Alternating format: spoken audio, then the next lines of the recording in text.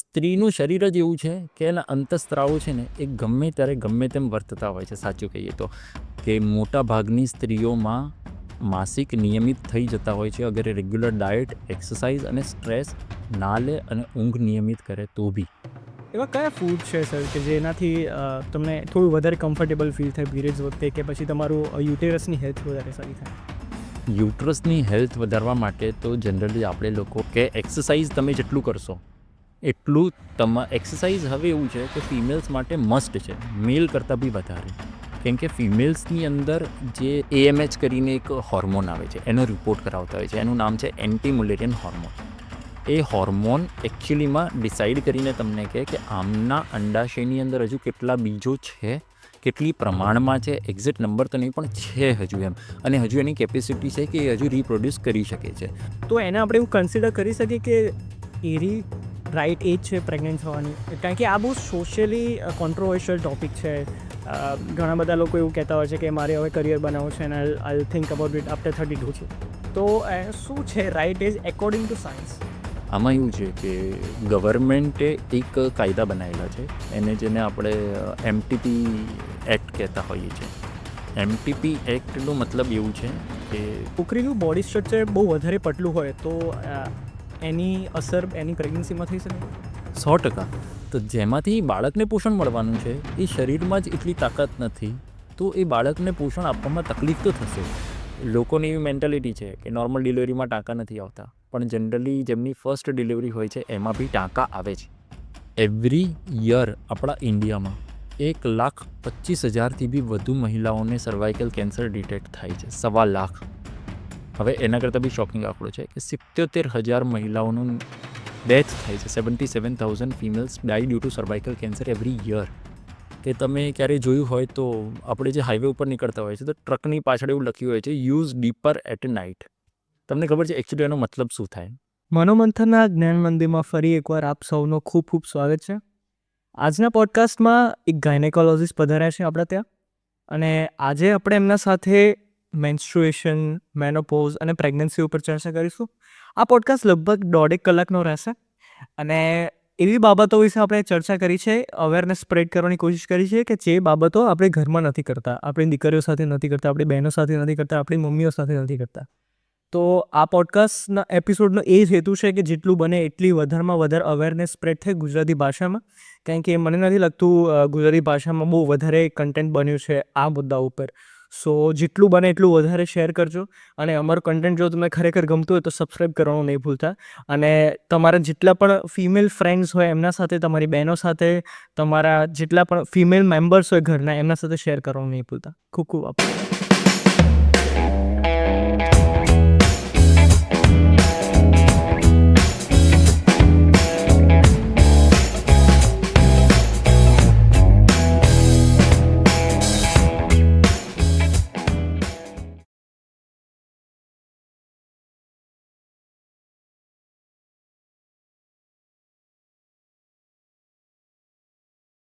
રેનો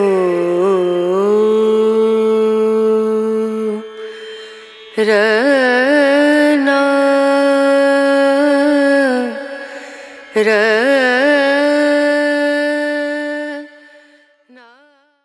મનોમંથનના જ્ઞાન મંદિરમાં તમારું ખૂબ ખૂબ સ્વાગત છે.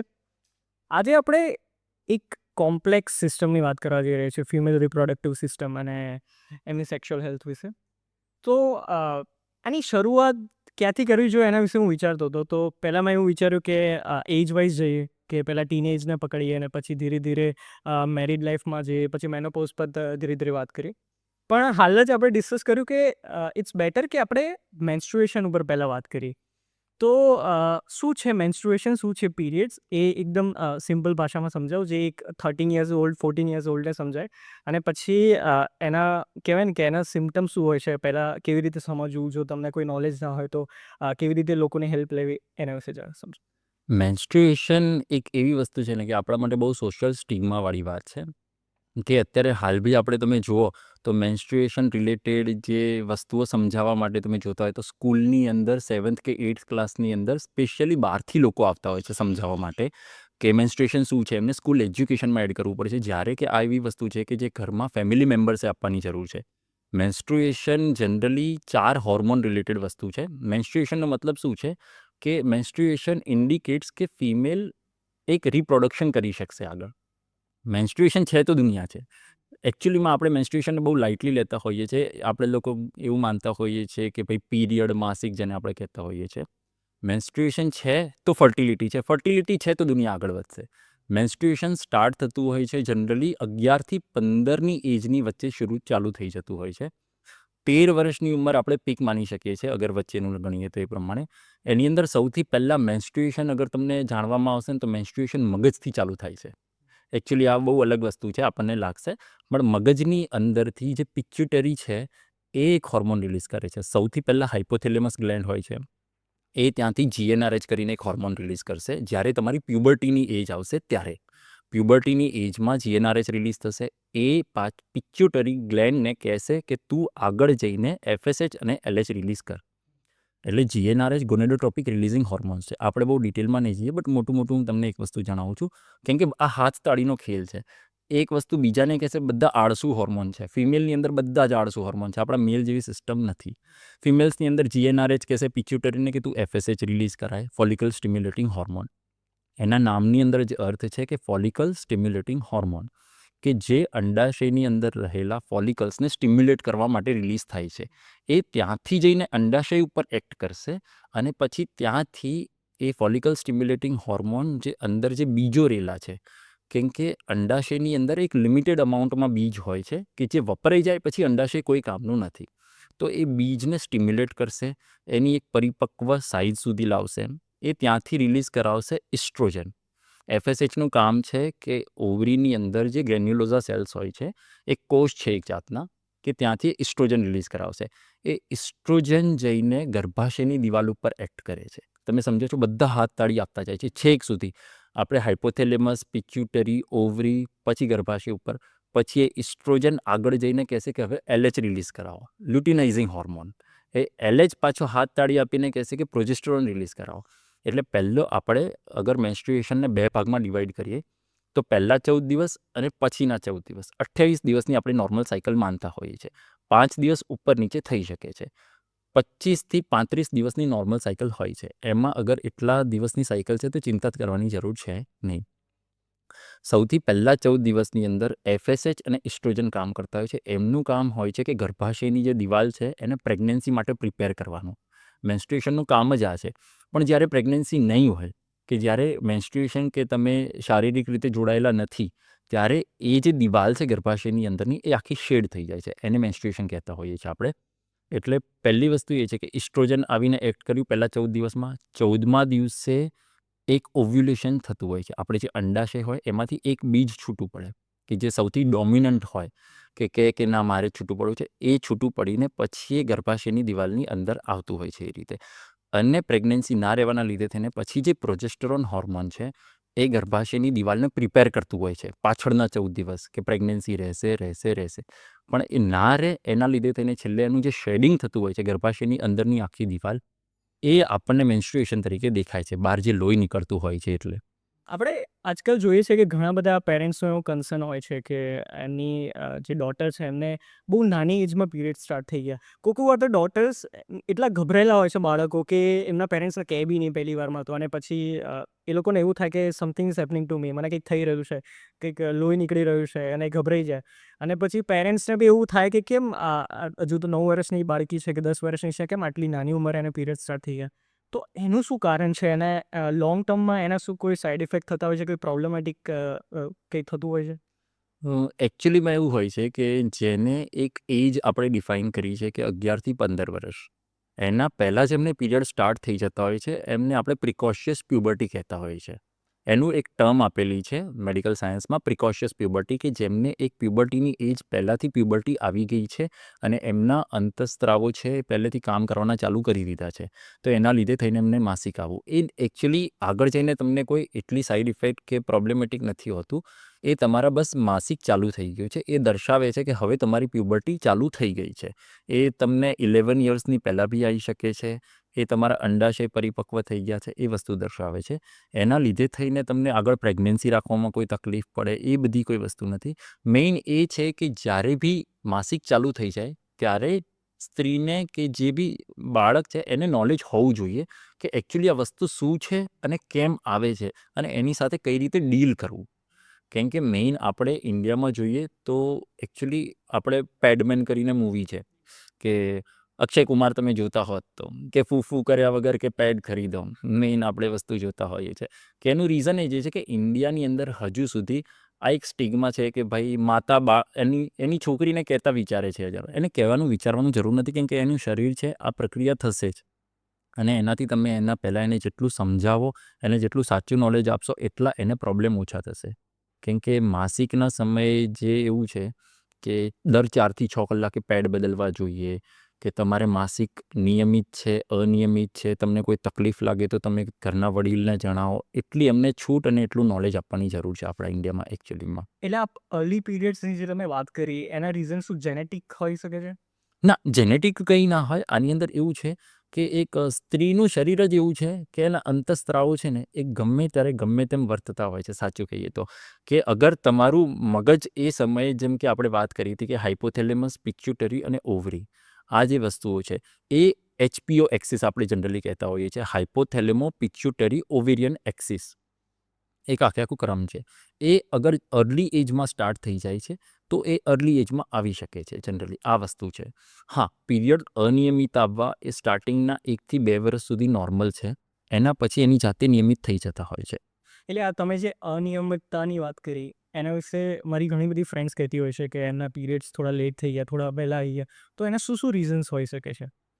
જો આજકાલ એવું છે કે બહુ સ્ટ્રેસફુલ લાઈફ ચાલે છે. અંતઃસ્ત્રાવ સ્ત્રીની અંદર એવું છે કે એટલા બધા હોર્મોન્સ બોડીની બધી એક્ટિવિટી ઉપર ડિપેન્ડ કરતા હોય છે. કે તમે વર્ક લાઈફમાં બહુ સ્ટ્રેસ લો, કે તમારું ડાયટ પ્રોપર નથી, તમારી ઇવન સ્લીપ પ્રોપર નથી. ઘણા સ્ત્રીઓમાં તમે જોયું હશે તો એક્ઝામના ટાઈમે પીરિયડ ડિલે થઈ જતા હોય, અર્લી આવી જતા હોય છે. મેઇન સ્ટ્રેસ છે, કેમ કે બધા હોર્મોન્સ જે બોડીની અંદર એક આખી જે સાયકલ ચાલતી હોય છે, એ સાયકલ ત્યારે જ રેગ્યુલર ચાલશે જ્યારે તમારી ડાયટ રેગ્યુલર હશે, જ્યારે તમારી સ્લીપ રેગ્યુલર હશે, જ્યારે તમારી બોડીમાં ફેટનું પ્રમાણ બી રેગ્યુલર હશે. કેમ કે ફેટ જે તમારા પેરિફેરલ બોડીની અંદર જે ફેટ છે એ બી ઇસ્ટ્રોજન પ્રોડ્યુસ કરે છે. તમે વસ્તુ વિચારો કે મોટા ભાગની સ્ત્રીઓમાં માસિક નિયમિત થઈ જતા હોય છે અગર એ રેગ્યુલર ડાયટ, એક્સરસાઇઝ અને સ્ટ્રેસ ના લે અને ઊંઘ નિયમિત કરે તો બી. મેઇન એનું રીઝન જ આ છે કે સ્ટ્રેસ, સૌથી વધારે સ્ટ્રેસ. બાકી એના સિવાય તમે અગર શરીરની અંદર સરખી રીતે નિયમિત રીતે બધી વસ્તુઓ ચાલુ રાખશો તો તમારા પીરિયડ રેગ્યુલર રહેશે. આપણે ખાસ કરીને છે ને ઇન્ડિયન ફેમિલીઝમાં એવું જોતા હોઈએ છીએ કે મમ્મીઓ જ પોતાની દીકરીઓને છે ને એક પીરિયડ ડિલે કરવાની પીલ્સ આપતા હોય છે કે કોઈ પૂજાનો આ વસ્તુ છે, આ વસ્તુ જ બહુ જ કે કોઈ આરતીનો કોઈ સમય હતો એ કહી દે કે પીલ્સ લઈ લે તો 2 દિવસ લેટ થઈ જશે પીરિયડ્સ એમ. તો કેટલું સેફ છે, કેટલું યોગ્ય છે, શું પેરેન્ટ્સે એવું કરવું જોઈએ અને કેવી રીતે આનાથી અવેર રહેવાય બધા? જો આમાં એવું છે કે આ વસ્તુમાં છે ને આપણી માનસિકતાઓ જોડાઈ ગઈ છે. એટલે મારા તરફથી તો આ વસ્તુ ખરેખર અયોગ્ય જ છે. પણ હવે માનસિકતા એ લેવલ સુધી જોડાયેલી છે ને કે બાય જનરેશન પાસ ઓન થતી જાય છે. અને એમાં ધાર્મિક બી વસ્તુ આવી જાય છે કે મેં ઘણીવાર જોયેલું છે કે માસિક ચાલુ હોય ને તો એ સમયે ઘરમાં કોઈને અડવાનું નહીં, પછી મંદિરમાં જવાનું નહીં, પૂજાના સમયે તમે ના બેસી શકો. અરે મતલબ એવું છે કે એના માટે હવે લોકો છે ને જનરલી પ્રોજેસ્ટેરોનની ટેબ્લેટ યુઝ કરતા હોય છે. નોરેથિસ્ટેરોન કરીને પ્રોજેસ્ટેરોન આવે છે. એની 5 mgનો ડોઝ હોય છે જે તમે 2 વાર 3 વાર લઈ શકો છો દિવસમાં, 2 થી 3 ટાઈમ. અને એ તમે પીરિયડ્સ જ્યાં સુધી તમારે ડિલે કરવા હોય ત્યાં સુધી તમે લઈ શકો છો. અને આ દવા જે છે એ માસિક આવવાના મિનિમમ 5 દિવસ પહેલાંથી ચાલુ કરી દેતા હોય છે જનરલી. અને આ બધી સ્ત્રીઓને ખબર હોય છે કે આ રીતે આપણે પીરિયડ્સ ડિલે કરી શકીએ છીએ. એના લીધે થઈને થોડી ગેસ્ટ્રિક અપસેટ રહેવી, કેમ કે પ્રોજેસ્ટેરોન છે એ તમારું જે સ્ટમક છે, જઠર, એની લાઇનિંગને ઇરિટેટ કરતું હોય છે જનરલી. તો એના લીધે થઈને થોડીક એ તકલીફ રહેતી હોય છે. બાકી કોઈ મેજર સાઇડ ઇફેક્ટ નથી. બટ મારો મેઇન કન્સર્ન એ છે કે આ સોશિયલ સ્ટિગ્મા હટાવવાની જરૂર છે. કે તમે એવું માનતા હોય કે મંદિરમાં જવાથી કે આ જવાથી કે એકબીજાને અડવાથી, કેમ કે મેં એવું સાંભળેલું છે, આપણે ક્યાંય વાંચ્યું નથી, મારી જોડે કોઈ પુરાવા બી નથી, પણ જે માસિકનું લોહી હોય એ બહુ અશુદ્ધ હોય છે, બહુ એ રીતે હોય છે. એના ઉપરથી આ મેન્ટાલિટી આવેલી છે. એકચ્યુઅલીમાં એવું કંઈ હોતું જ નથી. એ તમારા ગર્ભાશયની અંદરની દિવાલ છે જે શેડ થતી હોય છે ને લોહી નીકળતું હોય છે. વિચ ઇઝ એકચ્યુઅલી દર્શાવે છે કે આ ફિમેલનું એક જનરલ વસ્તુ છે કે આની અંદર એવું કોઈ ખરાબ વસ્તુ નથી. બટ હવે જે છે એની અંદર હવે આપણે બીજું તો બધા લોકોને સમજાવી નથી શકતા, બટ જે એજ્યુકેટેડ લોકો છે એ હવે ધીરે ધીરે એક્સેપ્ટ કરતા થયા છે. સર તમે એ ટેબ્લેટ્સની વાત કરી, પ્રોજેસ્ટેરોન ટેબ્લેટ્સની, તો કેવી રીતે કામ કરે છે? કેવી રીતે રોકી રાખે છે પીરિયડ્સ આટલા લાંબા સમય સુધી? જો આપણે માસિકની હમણાં આખી સાયકલ જે સમજી એની અંદર આપણે એક વસ્તુ સમજી હતી કે ઓવ્યુલેશન પહેલાં સુધીનો મેઇન હોર્મોન હોય છે ઇસ્ટ્રોજન. ઓવ્યુલેશન 14મા દિવસે થાય છે. અંડાશયમાંથી બીજ છૂટું પડીને નીકળે છે ત્યાંથી, અને પાછળના જે 14 દિવસ છે એની અંદર મેઇન હોર્મોન જે કામ કરે છે એ પ્રોજેસ્ટેરોન. માસિક તમને ત્યાં સુધી નહીં આવે જ્યાં સુધી તમારા શરીરને પ્રોજેસ્ટેરોન મળતો રહેશે. જેવો તમે પ્રોજેસ્ટેરોન આપવાનું બંધ કર્યું એટલે તમને માસિક આવી જશે. એટલા માટે આપણે શું કરતા હોઈએ છીએ કે માસિકને ડિલે કરવા માટે બહારથી આપણે પ્રોજેસ્ટેરોન આપતા હોઈએ છીએ. તમારા શરીરની અંદર તો એક સાયકલ છે કે ભાઈ 28 દિવસે માસિક આવે છે, તો 28મા દિવસે તમારો પ્રોજેસ્ટેરોન વિથડ્રોલ થઈ જશે અને તમને માસિક આવી જશે. પણ તમે બહારથી એને પ્રોજેસ્ટેરોન આપશો તો એ માસિક ખેંચાશે. મેઇન પ્રોજેસ્ટેરોનનું કામ છે કે ગર્ભાશયની દિવાલને ખરવા ના દે, મતલબ શેડ ના થવા દે, એને સપોર્ટ આપી રાખે. એટલે જેટલો તમે એને પ્રોજેસ્ટેરોન આપો એટલા માટે જ આપણે ખાસ કરીને એવું નથી કરતા કે સિંગલ ડોઝની અંદર આખા દિવસનું પ્રોજેસ્ટેરોન આપી દઈએ છીએ. આપણે 5-5 mgનો ડોઝ આપીએ છીએ કે જેથી એને કન્ટિન્યુઅસ મળતો રહે અને એની ગર્ભાશયની દિવાલને સપોર્ટ મળતો રહે, કે જેથી માસિક થોડું ડિલે કરી શકીએ. એવા કયા ફૂડ છે સર કે જેનાથી તમને થોડું વધારે કમ્ફર્ટેબલ ફીલ થાય પીરિયડ્સ વખતે, કે પછી તમારું યુટેરસની હેલ્થ વધારે સારી થાય?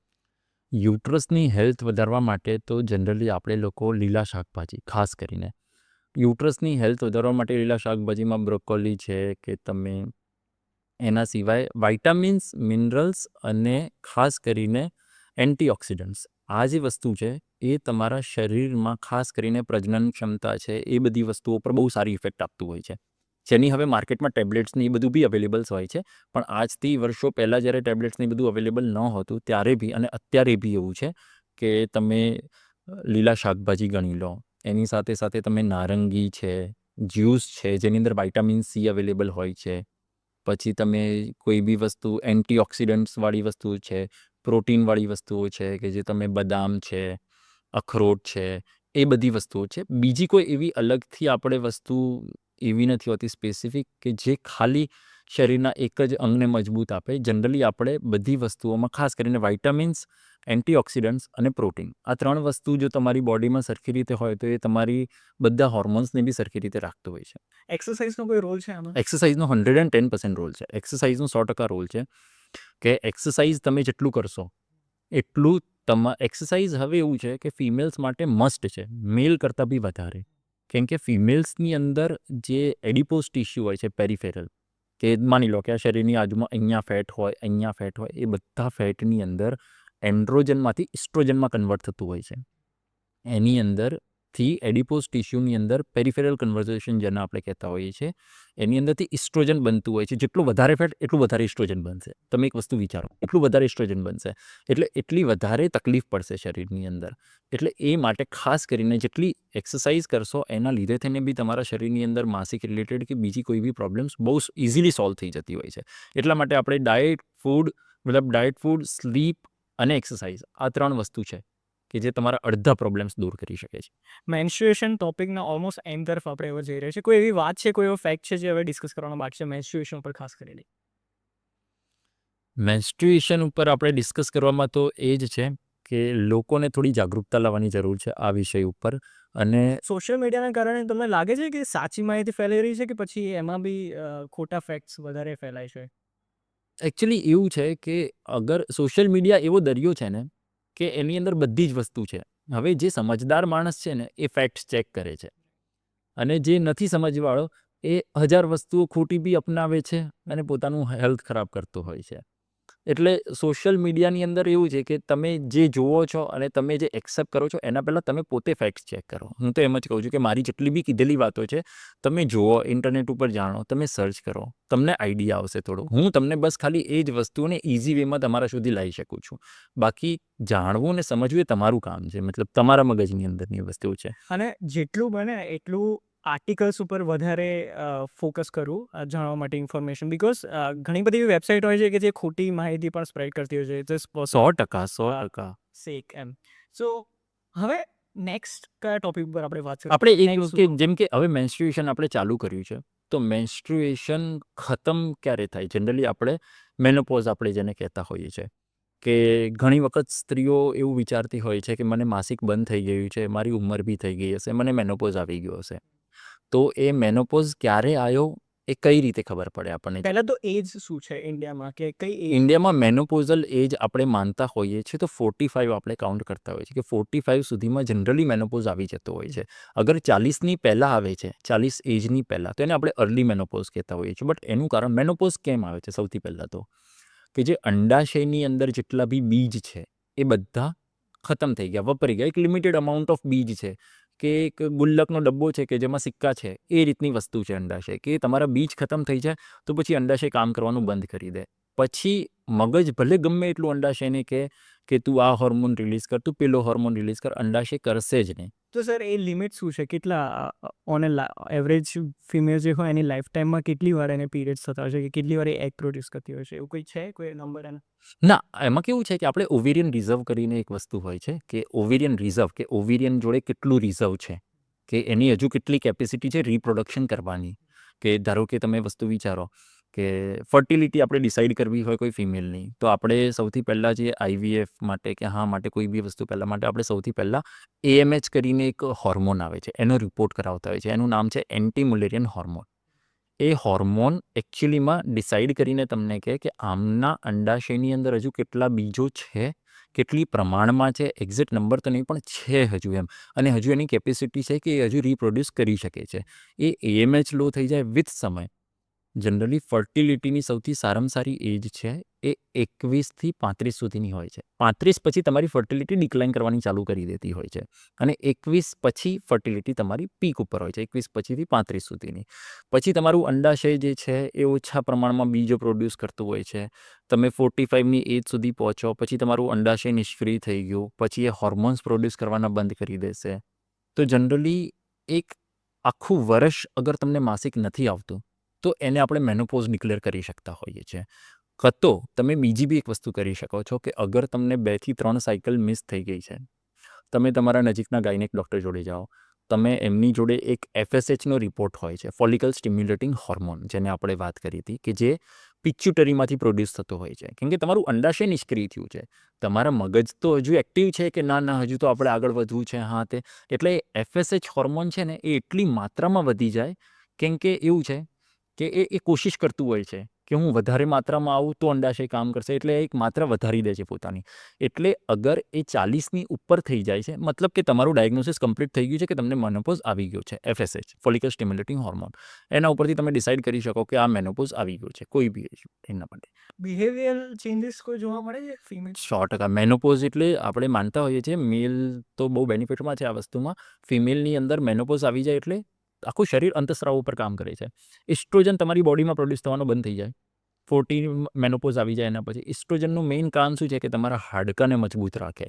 ઓસ્ટિયો જે જીનેસિસ, જે બધા હાડકાની અંદર હાડકાની મજબૂતી, તમારું સ્કિન છે એનું સેગિંગ થઈ જાય, કે ઘરડી કરચલીઓ પડી જવી, વાળ સફેદ થઈ જવા, ઇમોશનલ થઈ જવું થોડું વધારે, થાક જલ્દી લાગી જવો, આ બધી વસ્તુ મેનોપોઝના લીધે થઈને થાય છે. એકચ્યુઅલીમાં આ વસ્તુ છે. મેનોપોઝ આવે એટલે તમારા અંતસ્ત્રાવ બંધ થાય, અને અંતસ્ત્રાવ બંધ થઈ ગયા મતલબ તમારા શરીરને જે સપોર્ટ મળવાનો છે એ બિલકુલ બંધ થઈ જશે. એના માટે થઈને તો આપણે એ ટાઈમે સ્ત્રીઓને આપણે કેલ્શિયમની ટેબ્લેટ, વાઇટામિન ડીની ટેબ્લેટ, એ બધી વસ્તુ આપણે, હા, કે જેમ કે લિબિડો ઘટી જતો હોય છે મેનોપોઝ પછી, એમની જે સેક્સ્યુઅલ હેલ્થ છે જે એ ડિક્લાઇન થઈ જતી હોય છે ધીરે ધીરે. એટલે આ મેનોપોઝની ઇફેક્ટ છે અને થાય છે. આપણે મેનોપોઝની વાત કરીએ, એના સાથે સાથે તમે એવું કીધું કે 21 to 35ની જે એજ છે એમાં ફિમેલ સૌથી વધારે ફર્ટાઇલ થઈ શકે છે. તો ધ થિંગ ઇઝ, તો એને આપણે એવું કન્સિડર કરી શકીએ કે એરી રાઇટ એજ છે પ્રેગ્નન્ટ થવાની? કારણ કે આ બહુ સોશિયલી કોન્ટ્રોવર્શિયલ ટોપિક છે. ઘણા બધા લોકો એવું કહેતા હોય છે કે મારે હવે કરિયર બનાવવું છે અને I think about it after 32 છે. તો શું છે right age according to science? According to science right age તો એવું છે કે જ્યારે તમે મેન્ટલી પ્રિપેર થાઓ, અને એ ટાઈમે મેન્ટલી તમે પ્રિપેર થાઓ જ્યારે તમારું બોડી પ્રિપેર હોય, અને આ બંનેની પ્રિપરેશન જો તમારી સાથે બેસે છે ત્યારે right age to get pregnant છે. કેમ કે હવે હું તમને સાચી વસ્તુ કહું છું કે પહેલાંના જમાનામાં એવું હતું કે બહુ અર્લી એજમાં મેરેજ થઈ જતા હતા. એ ટાઈમે લોકોને એવું હોતું નહીં, સ્ત્રીઓ બહુ બહાર કામ નથી કરતી, ઘરે હોતી, વર્કિંગ વુમન્સના પર્સન્ટેજ ઓછા હતા, which was actually not good. એ સારું થયું છે હવે કે હવે વર્કિંગ વુમન વધવા લાગી છે આપણા ઇન્ડિયાની અંદર, કે સારી વસ્તુ છે કે બહાર જાય છે દરેક વસ્તુ. પણ હવે મેરેજની એજ જ બહુ લેટ થઈ ગઈ છે. તમે પહેલાં માનો કે 20ની ઉંમર સુધીમાં તો મેરેજ થઈ જતા હતા, આપણા ફાધર્સની જનરેશન, એમની ઉપરની જનરેશન, બધા સમયે. હવે 30ની એજ સુધી ઘણા લોકો મેરેજ કરતા હોય છે. અને આપણે જે રીતે વાત કરી કે 21થી 35નો ફર્ટાઇલ પીરિયડ છે, મેરેજ કર્યા પછી કોઈને તરત હવે બાળક નથી જોતા હોતા. ઘણા લોકોને એવું હોય છે કે હજુ થોડુંક મારે આ કરિયર બનાવવું છે, પહેલાં આ ડિસાઇડ કરવું છે. કેમ કે લોકોના ફાઇનાન્શિયલ સ્ટેટસ બી હવે એટલું નથી હોતા, કેમ કે પહેલાં જેટલું ઇઝી બી નથી હવે બાળકને રાખવું અને બાળકના ખર્ચા ઉઠાવવાને આ બધી. એટલે લોકો ફાઇનાન્શિયલી, મેન્ટલી પ્રિપેર થતા હોય છે, ત્યાં સુધીમાં ફિઝિકલી લોસ થઈ જતા હોય છે. એટલા માટે એવું છે કે જ્યારે તમે ફાઇનાન્શિયલી અને મેન્ટલી પ્રિપેર થાઓ, ગેટ પ્રેગ્નન્ટ, મતલબ ઇઝીલી, ઇટ્સ નીડેડ. એટલા માટે એવું છે કે તમે મેરેજ કર્યાના પાછા 2-3 વર્ષ પછી ટ્રાય કરવાનું ચાલુ કરતા હોય છે આ લોકો. અને હવે એવું થઈ ગયું છે કે પહેલાં જેવું નથી. હવે પહેલાં 6 મહિનામાં બી એમને કન્સીવ ના થાય ને તો બહુ એન્શિયસ થઈ જતા હોય છે કે નથી રહેતું, કેમ નથી રહેતું. કેમ કે લોકોને એવું છે કે ના આવું તો પોસિબલ જ નથી, કે મારે કંઈક તો છે. એટલા માટે બટ એટલીસ્ટ બિફોર 35.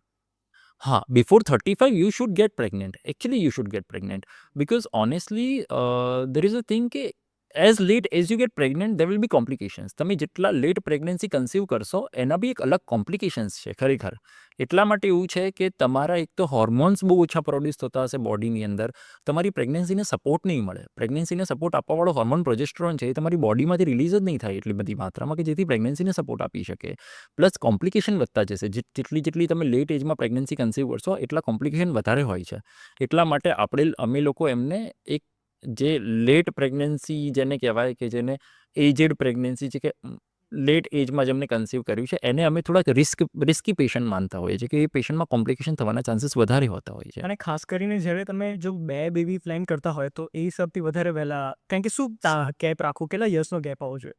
જો આમાં 2 બેબી વચ્ચેનો ગેપ જનરલી 18થી 24 મહિનાનો રાખવાની જરૂર છે. 18થી 24 મહિનાનો ગેપ હોવો જરૂરી છે. એનું રીઝન એ બી છે કે તમારું જે ગર્ભાશયની થેલી છે એને તમારે પ્રિપેર થવા માટે બી એક ટાઈમ આપવો પડે છે.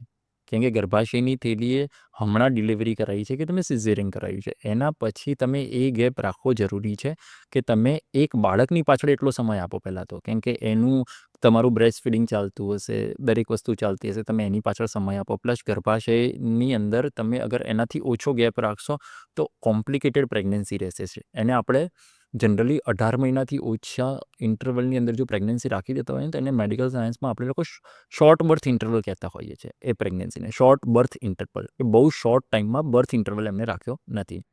એટલે કોન્ટ્રાસેપ્ટિવ ટેબ્લેટ્સ વિશે સર તમે શું કહેવા માગશો? It is preferable or not? જો આમાં એવું છે કે વર્લ્ડની અંદર એવું કહેવાય છે કે આજ સુધીમાં કોઈ બેસ્ટ કોન્ટ્રાસેપ્ટિવ્સ આવ્યું જ નથી. કોઈ છે જ નહીં. બેસ્ટ કોન્ટ્રાસેપ્ટિવ જે માણસ જે દિવસે શોધી લેશે ને એને પદ્મશ્રી મળી જશે. બેસ્ટ ઇન ધ સેન્સ કે સક્સેસફુલ, કે જે કામ કરે એ રીતે? હા, બેસ્ટ કે જે સાઇડ ઇફેક્ટ બી ના કરે અને જે 100% કામ કરે. દરેક વસ્તુના પોતાના એક પ્રોઝ હોય છે, પોતાના એક કોન્સ હોય છે. કે અગર આમ જોવા જઈએ તો કોન્ટ્રાસેપ્શનની અંદર અલગ અલગ મેથડ્સ હોય છે. એક હોય છે બેરિયર મેથડ હોય છે. એક 3 ટાઈપની આપણે જનરલી વસ્તુ યુઝ કરતા હોય છે. એક બેરિયર મેથડ હોય છે. બેરિયર મેથડ મતલબ કોન્ડમ, જે મેલ કોન્ડમ અને ફિમેલ કોન્ડમ આવતા હોય છે. બીજું આવે છે ઓરલી, જે ટેબ્લેટ મેથડ છે, કે કોન્ટ્રાસેપ્ટિવ્સ જે છે એની અંદર આપણે પ્રોજેસ્ટ્રોન ઓનલી ટેબ્લેટ હોય છે અને ઓસી પિલ્સ હોય છે, જે આપણે ગવર્મેન્ટ માલા, ડી માલા એને આપતી હોય છે, જે જનરલી આપણે મેડિકલ સ્ટોર્સ ઉપરથી જનરલી યુઝ થતું હોય છે. અને ત્રીજી એક વસ્તુ છે જે આપણે કોપર ટી સાંભળ્યું હોય તો કોપર ટી, મેરેના, એ બધી વસ્તુ IUCD છે. એ આટલું ડિવાઇસ આવે છે નાનું, જેને તમે ગર્ભાશયની અંદર ઇન્સર્ટ કરી દો. એ તમારે 5 વર્ષ સુધી તમને કોન્ટ્રાસેપ્ટિવનું કામ કરશે, which is actually good, best. તમે ગવર્મેન્ટ હોસ્પિટલ્સની અંદર જશો તો ખબર પડશે કે ત્યાં કોપરટીને બહુ એ લોકો પ્રમોટ કરતા હોય છે. કેમ કે પેશન્ટની ડિલિવરી થાય પછી તરત કોપરટી મૂકી દેતા હોય છે કે જલ્દીથી બચ્ચું લઈને ના આવે એના માટે. કોન્ટ્રાસેપ્ટિવ્સની અંદર અગર તમે ઓસી પિલ્સ લો છો, કે જે આપણે 21 દિવસની ગોળીઓ હોય છે, બાળક ગર્ભ નિરોધક ગોળી જેને કહેતા હોય છે, એને લોંગ ટર્મ અગર તમે યુઝ કરવા જાઓ તો એના સાઇડ ઇફેક્ટ પોતાના અલગ છે. કે એક તો વાત કરીએ તો નોઝિયા, શોર્ટ ટર્મની અંદર તમને નોઝિયા, વોમિટિંગ, ગેસ્ટ્રિક અપસેટ રહેવું, વચ્ચે વચ્ચે ક્યારેક સ્પોટિંગ થઈ જવું, તમારો મૂડ ચેન્જ થવો થોડોક, એ બધી વસ્તુ છે. પછી જે કોન્ટ્રાસેપ્ટિવ્સ છે એ તમારું વોટર રિટેન્શન કરાવતું હોય છે, ઓસી પિલ્સ વોટર રિટેન્શન બોડીની અંદર, જેના લીધે થઈને તમને વેઇટ ગેઇન ફીલ થવું, આ બધા શોર્ટ ટર્મ કોમ્પ્લિકેશન છે. એકવાર લો ત્યારે બી થઈ ના, એક વખતમાં એટલું નથી થતું, તો એક વખતમાં નોઝિયા જેવું થોડુંક ફીલ થઈ શકે છે, એ બધી વસ્તુ થઈ શકે છે, બટ લોકો એક વખત યુઝ કરતા નથી ને લોકો લોંગ ટર્મ સુધી યુઝ કરતા હોય છે. આમાં એવું નથી કહેતું કે બધા ઓસી પિલ્સના છે. જે લો ડોઝ હવે આવે છે માર્કેટમાં નવી, એના ઓછા કોમ્પ્લિકેશન છે, એટલા માટે એને લો ડોઝ પિલ્સ કહેતા હોઈએ છીએ. એક હાઈ ડોઝ પિલ્સ આવે છે, એક લો ડોઝ પિલ્સ આવે છે. એ પિલ્સની અંદર જનરલી ઇસ્ટ્રોજન અને પ્રોજેસ્ટ્રોન જ હોય છે, બીજું કંઈ હોતું નથી. અગર લોંગ ટર્મ સુધી તમે બહુ યુઝ કરો છો આ વસ્તુનો, તો 35ની એજ પછી બી અગર તમે આ વસ્તુને યુઝ કરી જાઓ છો, કે હાઈ ડોઝ પિલ્સને એને યુઝ કરો છો, તો એ કાર્ડિયોવાસ્ક્યુલર ડિઝીઝ કરાવી શકે છે. મતલબ ડરવાની જરૂર નથી, પણ એ તમારા લોહીની અંદર ઇસ્ટ્રોજનનું કામ છે કે લોહી ગંઠાવે થોડું, એ ક્લોટ ફોર્મેશન કરતું હોય છે. એના લીધે થઈને ડીવીટી છે, તેને ડીપ વેનસ થ્રોમ્બોસિસ કહેતા હોઈએ છીએ, ડીપ વેન થ્રોમ્બોસિસ કહેતા હોય છે, ડીવીટી થઈ શકે છે, તમને હાર્ટ રિલેટેડ કોઈ ડિસીઝ છે, એ બધી વસ્તુ, કેમ કે લોહીને જાડું કરે છે ઇસ્ટ્રોજન. એટલે ખાસ કરીને એક વસ્તુ છે કે 35ની એજ ઉપર અને જે સ્મોકર્સ છે એમને કોન્ટ્રાસેપ્ટિવ નથી એડવાઇસ કરતા, મતલબ ઓસી પિલ્સ નથી એડવાઇસ કરતા, કેમ કે એમનામાં કાર્ડિયોવાસ્ક્યુલર ડિઝીઝનું રિસ્ક વધી જતું હોય છે. What about alcohol? આલ્કોહોલ બી 110%. આલ્કોહોલ એ ઇન જનરલ હું તમને પૂછું કે શું ફિમેલ્સ માટે પ્રિફરેબલ છે? મતલબ આલ્કોહોલ તો કોઈના માટે પ્રિફરેબલ નથી. આપણે તો ગુજરાતમાં બેઠે. કે બિકોઝ એમનું સિસ્ટમ આટલું કોમ્પ્લેક્સ છે, હમ. તો માની લો કોઈ એની ટીન એજમાં જસ્ટ ફોર ફન અને આલ્કોહોલ કન્ઝ્યુમ કર્યું અને ફોર ફ્યુ યર્સ, 2 વર્ષ 3 વર્ષ સુધી, અને પાર્ટીઝમાં જ્યારે જાય, તો એના શું કોઈ ઇશ્યુઝ પ્રેગ્નન્સી વખતે આવી શકે કે બાળકમાં કોઈ આવી શકે? હા, 110. પ્રેગ્નન્સી વખતે માની લો એને નથી કર્યું, પણ એના પહેલાં કર્યું છે, એટલી બધી સાઇડ ઇફેક્ટ નથી, બટ આમાં કેવું હોય છે કે પ્રેગ્નન્સી માટે તમારે ગર્ભાશયને પ્રિપેર કરવાનું હોય છે સૌથી પહેલાં. આપણે એટલા માટે તમે એક વસ્તુ જો તમને જણાવીએ તો, કે પ્રેગ્નન્સી ગવર્મેન્ટ પ્રમાણે, ઇન જનરલ બી WHO પ્રમાણે, કે તમારે પ્રેગ્નન્સી રાખવાનું તમે જ્યારથી પ્લાનિંગ કરો ત્યારથી તમારે એક ફોલિક એસિડની ટેબ્લેટ ચાલુ કરી દેવાની હોય છે. ફોલિક એસિડ, ફોલવાઇડ જેના આપણે કહેતા હોય, ફોલિક એસિડ 5 mgની ટેબ્લેટ તમારે ડેઇલી એક લેવાની હોય છે. એના લીધે થઈને શું થાય છે કે તમે પ્રેગ્નન્સી પ્લાન કરો, ભલે તમે 2-3 મહિના પહેલાં ચાલુ કરાવડાવી દેતા હોય છે આપણે આ જનરલી પ્રેગ્નન્સી પ્લાન કહેવાના આવે. એવરી સિંગલ ડે એક 5 mgની ફોલિક એસિડ છે, જેની કોઈ સાઇડ ઇફેક્ટ નથી, એક કાઇન્ડ ઓફ વિટામિન બી છે આ બી. પણ એ કેવું છે કે આવનારા બાળકની અંદર જે ખોડખાપણ આવવાના છે, જે ન્યુરલ ટ્યુબ ડિફેક્ટ કહેતા હોઈએ છીએ, એનટીડી, એને પ્રિવેન્ટ કરતું હોય છે આ વસ્તુ. એટલા માટે થઈને, એટલે તમે વિચારો કે એ સમયથી તમે ટોક્સિન્સ છે, જેમ કે આલ્કોહોલની બધી વસ્તુ છે, તો ટોક્સિક સાઇડ તરફ આવે, મતલબ not a healthy thing to have. તો એ જેટલા બી ટોક્સિન્સ આપણે અવોઇડ કરી શકીએ એ સમયે, એટલા કરવા સારા છે. ટીનેજમાં અગર કોઈ છોકરી છે જો એ પ્રેગ્નન્ટ થઈ જાય, તો શું મેજર ઇશ્યુઝ આવી શકે છે એમાં? અને ઘણા બધા કેસીસમાં આપણે જોયું છે કે રેપના કારણે કે પછી એમને જાતે વિચારીને પ્રેગ્નન્ટ થતા હોય છે, તો એના શું ઇશ્યુઝ આવી શકે? જો પ્રેગ્નન્સી અગર ટીનેજમાં છે, તો સૌથી પહેલી વસ્તુ તો એક જ છે કે ના તો તમે મેન્ટલી પ્રિપેર્ડ છો એ વસ્તુ માટે, ના તો તમે ફિઝિકલી પ્રિપેર્ડ છો. અગર ટીનેજની અંદર તમને પ્રેગ્નન્સી કન્સીવ થઈ જાય છે, તો એક તો તમારું શરીર જ એટલું પ્રિપેર્ડ નથી હોતું કે પ્રેગ્નન્સીને સાચવી શકે. એટલા માટે આપણે લોકો એડવાઇસ કરતા હોઈએ છીએ કે મિનિમમ 20 યર્સ પછી તમે જે બી કરો એ પ્લાન કરો પ્રેગ્નન્સી માટે. 20ની પહેલાં કરવા માટે એવું છે કે અર્લી એજમાં પ્રેગ્નન્સી છે, તમારું ગર્ભાશય છે એ હજુ એટલું પ્રિપેર્ડ નથી, તમારા પૂરો શરીરનો વિકાસ હજુ સરખી રીતે નથી થયો હોતો, ડિલિવરીમાં અલગ કોમ્પ્લિકેશન્સ આવી શકે છે, સિઝેરિયન કરવાનું થાય તો એના અલગ કોમ્પ્લિકેશન્સ આવી શકે છે. એટલા માટે ટીનેજ પ્રેગ્નન્સી ખાસ કરીને અવોઇડ કરવી જોઈએ, અને ના થાય તો જ સારું છે. આમાં કેવું છે કે ગવર્મેન્ટ એવું કહે છે કે 18 વર્ષની પહેલાં રહેલી કોઈ બી પ્રેગ્નન્સી તો રેપમાં કાઉન્ટ થાય છે. કોઈ બી પ્રેગ્નન્સી, ભલે મેરેજ હોય, કન્સેન્ટ હોય, કંઈ બી હોય, 18 વર્ષની પહેલાંનો કોઈ બી ઇન્ટરકોર્સ કે પ્રેગ્નન્સી, એને તમે રેપમાં જ કાઉન્ટ કરો છો, કેમ કે હજુ તમારું બોડી એ એક્ટિવિટી કરવા માટે જ પ્રિપેર નથી થયું, તમે સમજો. એટલા માટે ગવર્મેન્ટે આટલો સ્ટ્રિક્ટ બેન લગાવેલો છે. પ્રેગ્નન્સી તો બહુ દૂરની વાત છે. પ્રેગ્નન્સી તો મલ્ટિપલ અટેમ્પ્ટ ઓફ સક્સેસફુલ સેક્સનું રિઝલ્ટ છે એકચ્યુઅલી, હું જો તમને લોંગ ટર્મમાં કહું તો which is actually not good. તો ડૉક્ટર્સ ઉપર બી રૂલ્સ એન્ડ રેગ્યુલેશન્સ હતા ને કે પેલું એબોર્શન ના કરાવી શકે કે એવા? હા, આમાં એવું છે કે ગવર્મેન્ટે એક કાયદા બનાવેલા છે, જેને આપણે એમટીપી એક્ટ કહેતા હોઈએ છીએ. એમટીપી એક્ટનો મતલબ એવું છે કે તમે માની લો કે કોઈ છે 18 વર્ષથી ઉપરની છોકરી છે, કે જેને પ્રેગ્નન્સી રહી ગઈ છે એના પતિ સાથે કે મેરેજ પછી કે મેરેજ પહેલાં કોઈ બી વસ્તુ, એને હવે પ્રેગ્નન્સી નથી રાખવી, બરાબર, એને ખબર છે કે હું પ્રેગ્નન્ટ છું, તો એને એ વસ્તુને કરાવવું પડે તમારે ગર્ભપાત. તો એના માટે ગવર્મેન્ટના બી એક સ્ટ્રિક્ટ રૂલ્સ છે કે એ એક તમને અમુક અઠવાડિયા સુધી જ પરમિશન અલાઉ કરે છે. એને આપણે એમટીપી કહેતા હોય છે, મેડિકલી ટર્મિનેટેડ પ્રેગ્નન્સી. હવે મેડિકલી ટર્મિનેટેડ પ્રેગ્નન્સીનો એક એક્ટ છે જેને હમણાં લાસ્ટ 2-3 યર્સમાં જ રિવાઇઝ કર્યો છે ગવર્મેન્ટે. પહેલાં એવું હતું કે 20 અઠવાડિયા સુધી જ ગવર્મેન્ટ ગર્ભપાતની પરમિશન આપતી હતી, 20 અઠવાડિયા સુધી. એના માટે બી તમારે 2 ડૉક્ટર્સની સાઇન જોઈતી હતી તો તમે ગર્ભપાત કરાવી શકો. હવે ગવર્મેન્ટે ક્રાઇટેરિયા ચેન્જ કર્યા છે કે 20 અઠવાડિયા સુધી તમે સિંગલ ડૉક્ટર, એક ડૉક્ટરને કન્સલ્ટ કરીને ગર્ભપાત કરાવી શકો 20 અઠવાડિયા સુધી. અને 24 અઠવાડિયા સુધીનો અગર તમારે ગર્ભપાત કરાવો છે 20થી 24 વચ્ચેનો, તો તમારે 2 આરએમપી જોશે, રજિસ્ટર્ડ મેડિકલ પ્રેક્ટિશનર્સ. એ બંનેની સાયન્સ હશે ત્યારે તમે ગર્ભપાત કરાવી શકો. બટ એનું બી ગવર્મેન્ટ એક રાખતી હોય છે કે કોઈ બી ગાયનેકોલોજિસ્ટ અગર કોઈ ગર્ભપાત કરે છે તો એને એમાં સાઇન લેવી પડે છે, પેશન્ટની, ડૉક્ટર્સની સાઇન હોય છે, એક ફોર્મ હોય છે, એ ફોર્મ અમે ગવર્મેન્ટને મોકલાવતા હોઈએ છીએ. પેશન્ટના કોઈ ફેમિલી મેમ્બર કે એના હસબન્ડ જોડે કે કન્સર્ન લેવામાં નથી આવતું, જસ્ટ ખાલી ના પેશન્ટ. ના, પેશન્ટની કન્સેન્ટ, એના હસબન્ડની કન્સેન્ટ. બે અગર 100%. ઓકે, અને અનમેરિડ હોય તો જસ્ટ અનમેરિડ હોય તો બી એના સાથે જે એક હોય છે મેજર કે જે વડીલ આપણે જે ગાર્ડિયન જે હોય છે, ગાર્ડિયન તરીકે આપણે એક સાઇન લેતા હોય છે. આજકાલ કેવું હોય છે કે મેં ઘણીવાર જોયું છે કે મેરેજ નથી થયા અને પ્રેગ્નન્સી રહી ગઈ છે, તો લોકો ક્લિનિકને અપ્રોચ કરતા બહુ ડરતા હોય છે, બહુ જ ડરતા હોય છે. એમને એવું થઈ જાય છે કે આ શું થઈ ગયું, હવે કઈ રીતે આપણે કરશું. કેમ કે આમાં કેવું છે કે કોઈ બી ગર્ભની અંદર બાળક છે એની સોનોગ્રાફી કરીએ ને અમે લોકો કોઈ બી જગ્યાએ, તો પહેલાં આધાર કાર્ડ માંગતા હોય છે. એ આધાર કાર્ડ આપવાનો સમય આવે છે ને એટલે પેશન્ટોને એવું થઈ જાય કે અરે રે રે, આ તો ઇન્ફોર્મેશન લઈ લીધી, આમને તો મારું સાચું નામ, કે પેશન્ટ તો મેન્ટલી એવું પ્રિપેર થઈને આવેલું છે કે આપણે તો ખોટું નામ કહીશું, આ કરાવીશું, ટ્રીટમેન્ટ લઈશું, પછી કોણ આપણને ઓળખે છે. એકચ્યુઅલીમાં એ ડરવાની જરૂર નથી હોતી. તમે 18ની ઉપરની એજ છે, તમારી લીગલ એજ છે, તમે જાઓ, એક ગાયનેકોલોજિસ્ટ કે કોઈ બી છે એને અપ્રોચ કરો, એમના ત્યાં જાઓ, તમે લીગલી સોનોગ્રાફી કરાવો, તમે એ વસ્તુ જુઓ કે તમારું જે બાળક છે એ કઈ રીતે છે, અને તમે સાચી રીતે ગર્ભપાત કરાવો, ડૉક્ટરની સલાહ લઈને કરાવો. આજકાલ એવું થતું હોય છે, મેં જોયું છે કે એમટીપી પિલ્સ, જેમ કે આ એમટીપી એક્ટ છે ગવર્મેન્ટનો, એ રીતે એમટીપી પિલ્સ માર્કેટમાં મળતી હોય છે.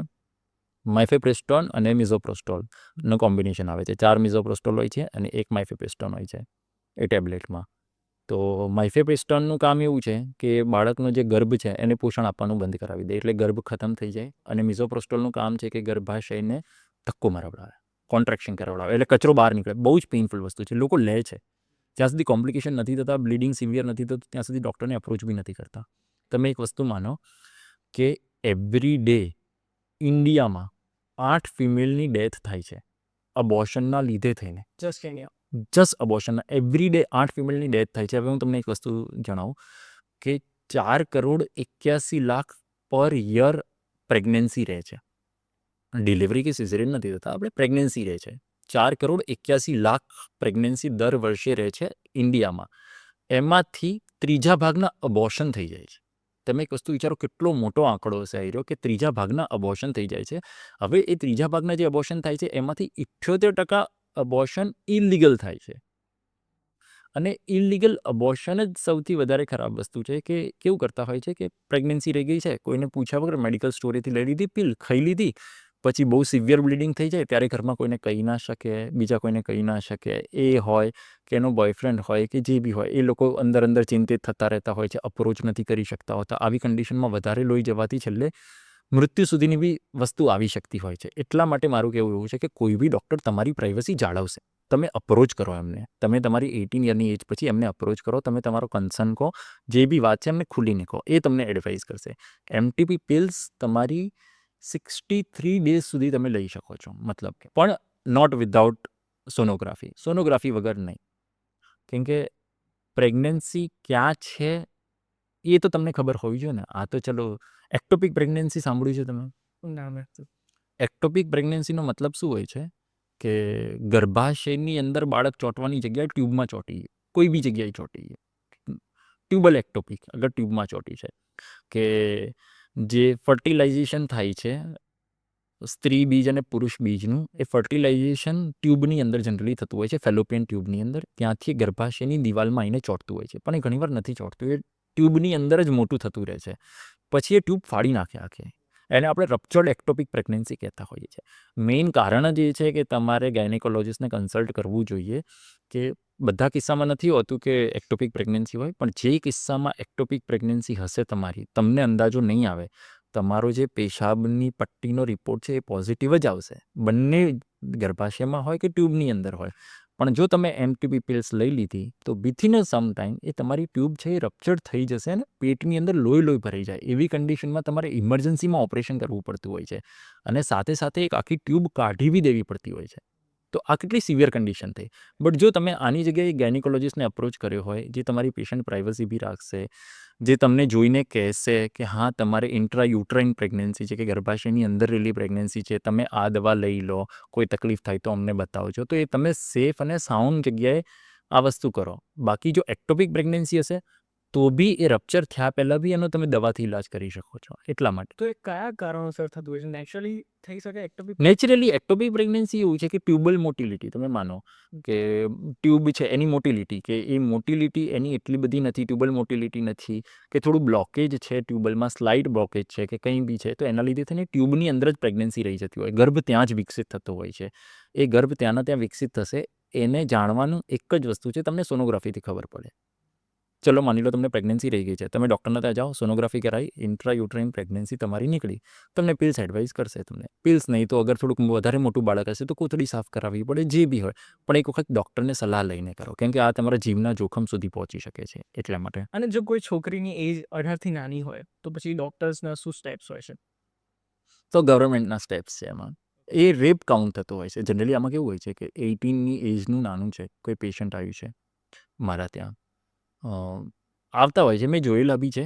એમાં અમારે કેવું છે કે 18ની એજ પહેલાં અગર એને પ્રેગ્નન્સી કન્સીવ કરી છે તો અમારે પછી પોલીસ સ્ટેશન ઇન્ફોર્મ કરવું પડે છે, which is actually counted as a rape. તો પોલીસ સ્ટેશનને એ બધી વસ્તુ હોય છે, એટલે જનરલી કોઈ અપ્રોચ કરતું જ નથી. જનરલી કઈ રીતે અપ્રોચ થાય અમારી જોડે કે પહેલાં એ લોકો રેપની ફરિયાદ નોંધાવે, પછી પોલીસવાળા એ સ્ત્રીને લઈને અમારી જોડે આવે, જનરલી પ્રાઇવેટ હોસ્પિટલ્સમાં નહીં, બટ મેડિકલ કોલેજીસમાં ને એ બધી જગ્યાએ. પછી એનું એક્ઝામિનેશન થતું હોય છે અને પછી એ પ્રેગ્નન્સી આગળ એને રાખવી કે ગર્ભપાત કરાવવો એ પછી ડિસાઇડ થતું હોય. બધી છોકરીઓ તો બીકમાં પહેલા ટેબ્લેટ્સ જ લઈ લેતી હશે ને? બધા મોસ્ટલી તમે વસ્તુ વિચારો કે અબોર્શન 78% ઇલીગલ થાય છે. આપણે એજ્યુકેશનમાં કેટલા આગળ છીએ, કેટલા બધા ગાયનેકોલોજીસ્ટ છે આપણે ઇન્ડિયાની અંદર, તો બી 78% ઇલીગલ અબોર્શન્સ થાય છે. બધા આવું કરતા હોય છે, ભણેલા લોકો બી આવું કરતા હોય છે, કેમ કે લોકોને ગાયનેકોલોજીસ્ટના દરવાજા સુધી જતાં જ બીક લાગે છે કે જઈશું અને કોઈને કહી દેશે. એટલા માટે આપણે પ્રેગ્નન્સીની વાત કરી તો પહેલાં મેરેજ ઉપર આવીએ. મેરેજ પહેલાં એવા કયા ટેસ્ટ છે કે જે કરાવવા જોઈએ એક હસબન્ડ અને વાઈફ બંનેને? જો કુંડળી સિવાય આપણે વાત કરીએ તો કુંડળી સિવાય આપણે જો ફિઝિકલ કમ્પેટેબિલિટી માટે જોઈએ છે તો સૌથી પહેલાં તો આપણે એસટીડીઝના ટેસ્ટ કરાવતા હોઈએ છીએ કે જે તમે મેરેજ પછી શારીરિક સંબંધ રાખો તો કયા રોગ છે જે એક પાર્ટનરથી બીજા પાર્ટનરમાં ફેલાઈ શકે છે.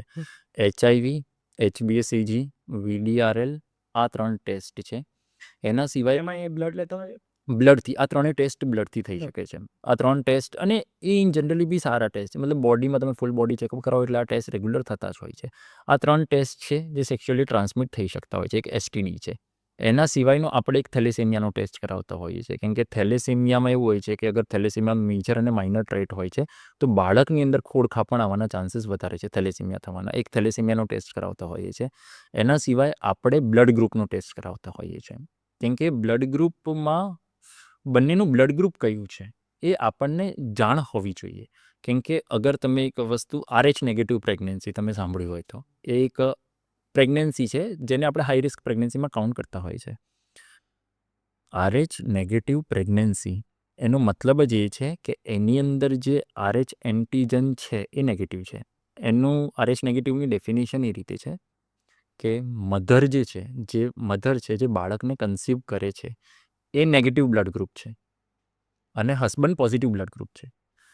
નેગેટિવ અને પોઝિટિવ બ્લડ ગ્રુપવાળા પાર્ટનર્સ જ્યારે મેરેજ કરતા હોય છે, ખાસ કરીને એવું નહીં, સ્ત્રી નેગેટિવ બ્લડ ગ્રુપવાળી હોય અને પુરુષ પોઝિટિવ બ્લડ ગ્રુપ, તો એમનું બાળક કયા બ્લડ ગ્રુપનું આવે છે કે અગર એ નેગેટિવ બ્લડ ગ્રુપનું આવે છે તો કોઈ ચિંતાની વાત નથી, બટ અગર એ પોઝિટિવ બ્લડ ગ્રુપનું છે તો તમે એક વસ્તુ વિચારો કે એક નેગેટિવ બ્લડ ગ્રુપવાળી મધર એક પોઝિટિવ બ્લડ ગ્રુપવાળા બાળકને જન્મ આપે છે, અને આ તમને ખબર હશે કે નેગેટિવ અને પોઝિટિવ બ્લડ ગ્રુપ જ બે રીતે આપણે અલગ કરેલા છે કે મેચ ના થઈ જાય, નહીં તો પ્રોબ્લેમ ઊભો કરી શકે.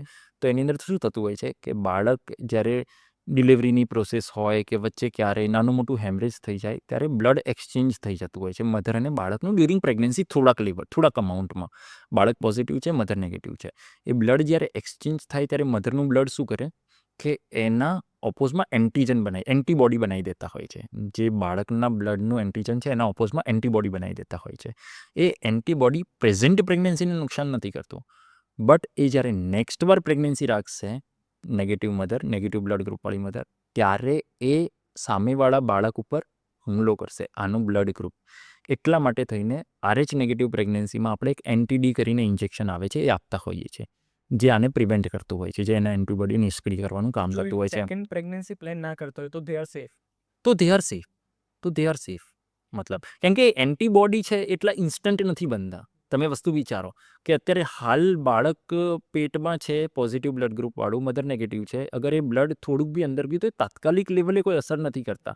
It takes a time to prepare the body to defence itself for the during next pregnancy. એ પ્રિપેર્ડ જ હશે બોડી કે જેવું અગર પોઝિટિવ બ્લડ ગ્રુપવાળું બેબી આવ્યું તો અટેક કરવાનો છે. આ વસ્તુ છે મેઇન એટલા માટે. પ્રેગ્નન્સી વખતે એવી કઈ કઈ બાબતો છે જે ખાસ ધ્યાનમાં રાખવી જોઈએ? પ્રેગ્નન્સી વખતે કઈ બાબતો છે જે ખાસ ધ્યાનમાં રાખવી જોઈએ? પ્રેગ્નન્સીમાં ખાસ ઇમ્પોર્ટન્ટ વસ્તુ છે તમારી ફૂડ, તમારી સ્લીપ, અને તમે ટ્રાવેલ બને ત્યાં સુધી ઓછું કરો. ખાસ કરીને ચલો આપણે સમજાવીએ તો પ્રેગ્નન્સીને આપણે 3 તબક્કામાં વહેંચતા હોઈએ છીએ. પહેલાં તો હાઉ પ્રેગ્નન્સી વર્ક્સ, કે પ્રેગ્નન્સી કઈ રીતે રહે છે. આપણે દરેક વસ્તુ પ્રેગ્નન્સીની ડિટેલમાં આપણે જાણીએ તો કે પ્રેગ્નન્સી રાખવા માટે આપણે કયા સમયે શારીરિક સંબંધ બાંધવો જોઈએ. તો માસિકના 12મા દિવસથી 17મા દિવસની વચ્ચે, કેમ કે એ સમયે 14મા દિવસે, માસિકના 14મા દિવસે અંડાશયમાંથી બીજ છૂટું પડતું હોય છે. એ બીજ તમારું 48 કલાક સુધી જીવિત રહી શકે છે, 24થી 48 કલાક સુધી જે બીજ છૂટું પડ્યું છે.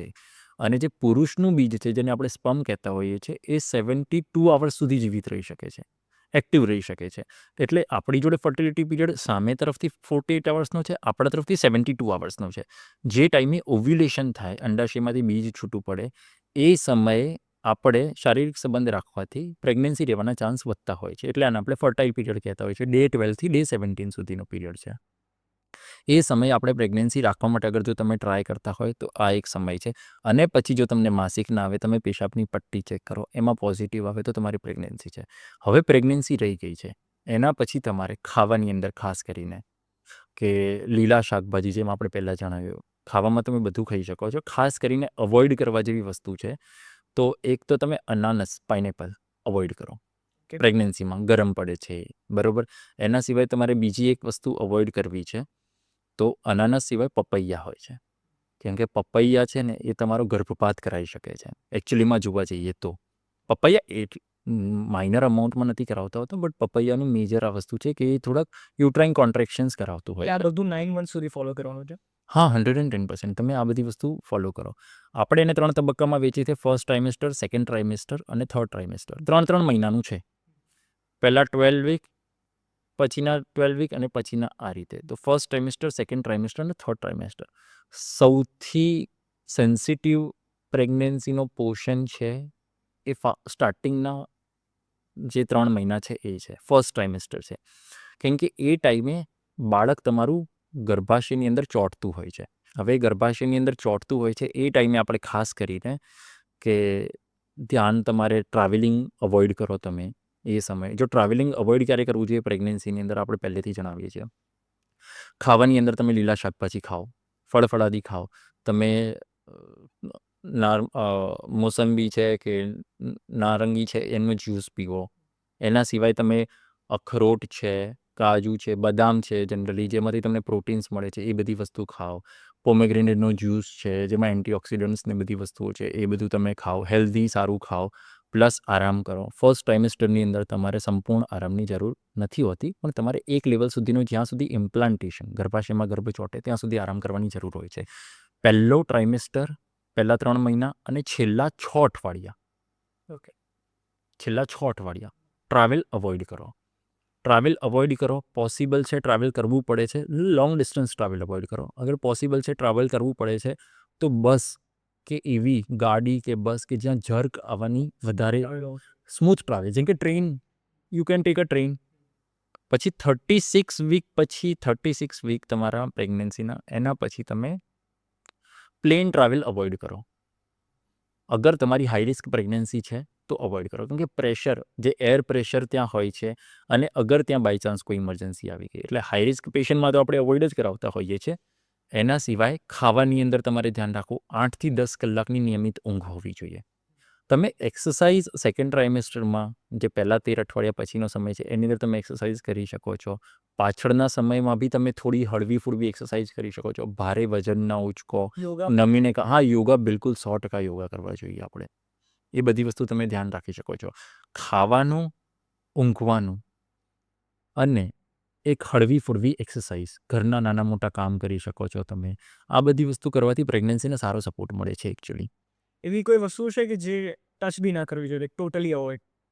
સ્મોકિંગ, આલ્કોહોલ, અમુક તમે પ્રેગ્નન્સી દરમિયાન કોઈ બી જે તમારી દવા છે કે પ્રેગ્નન્સી ગાયનેકોલોજીસ્ટ સિવાયના કોઈ ડૉક્ટરે આપેલી છે, એ તમે પહેલાં ગાયનેકોલોજીસ્ટને બતાવો, પછી તમે ચાલુ રાખો. જો કોઈ ડાયાબિટીસ કે બીપીની કોઈ ગોળી હોય? ડાયાબિટીસને બીપીની ગોળી ચેન્જ થાય છે. પ્રેગ્નન્સીની અંદર બી એવું છે કે ગાયનેકોલોજીસ્ટને તમે બતાવો, સેફ હોય છે મોટાભાગની, બટ અમુક જે કોન્ટ્રાઇન્ડિકેટેડ હોય છે એના માટે તમે ગાયનેકોલોજીસ્ટને બતાવો કે સર, મારે પ્રેગ્નન્સી પહેલાંથી બીપીની તકલીફ છે, મને આ ગોળી ચાલુ છે.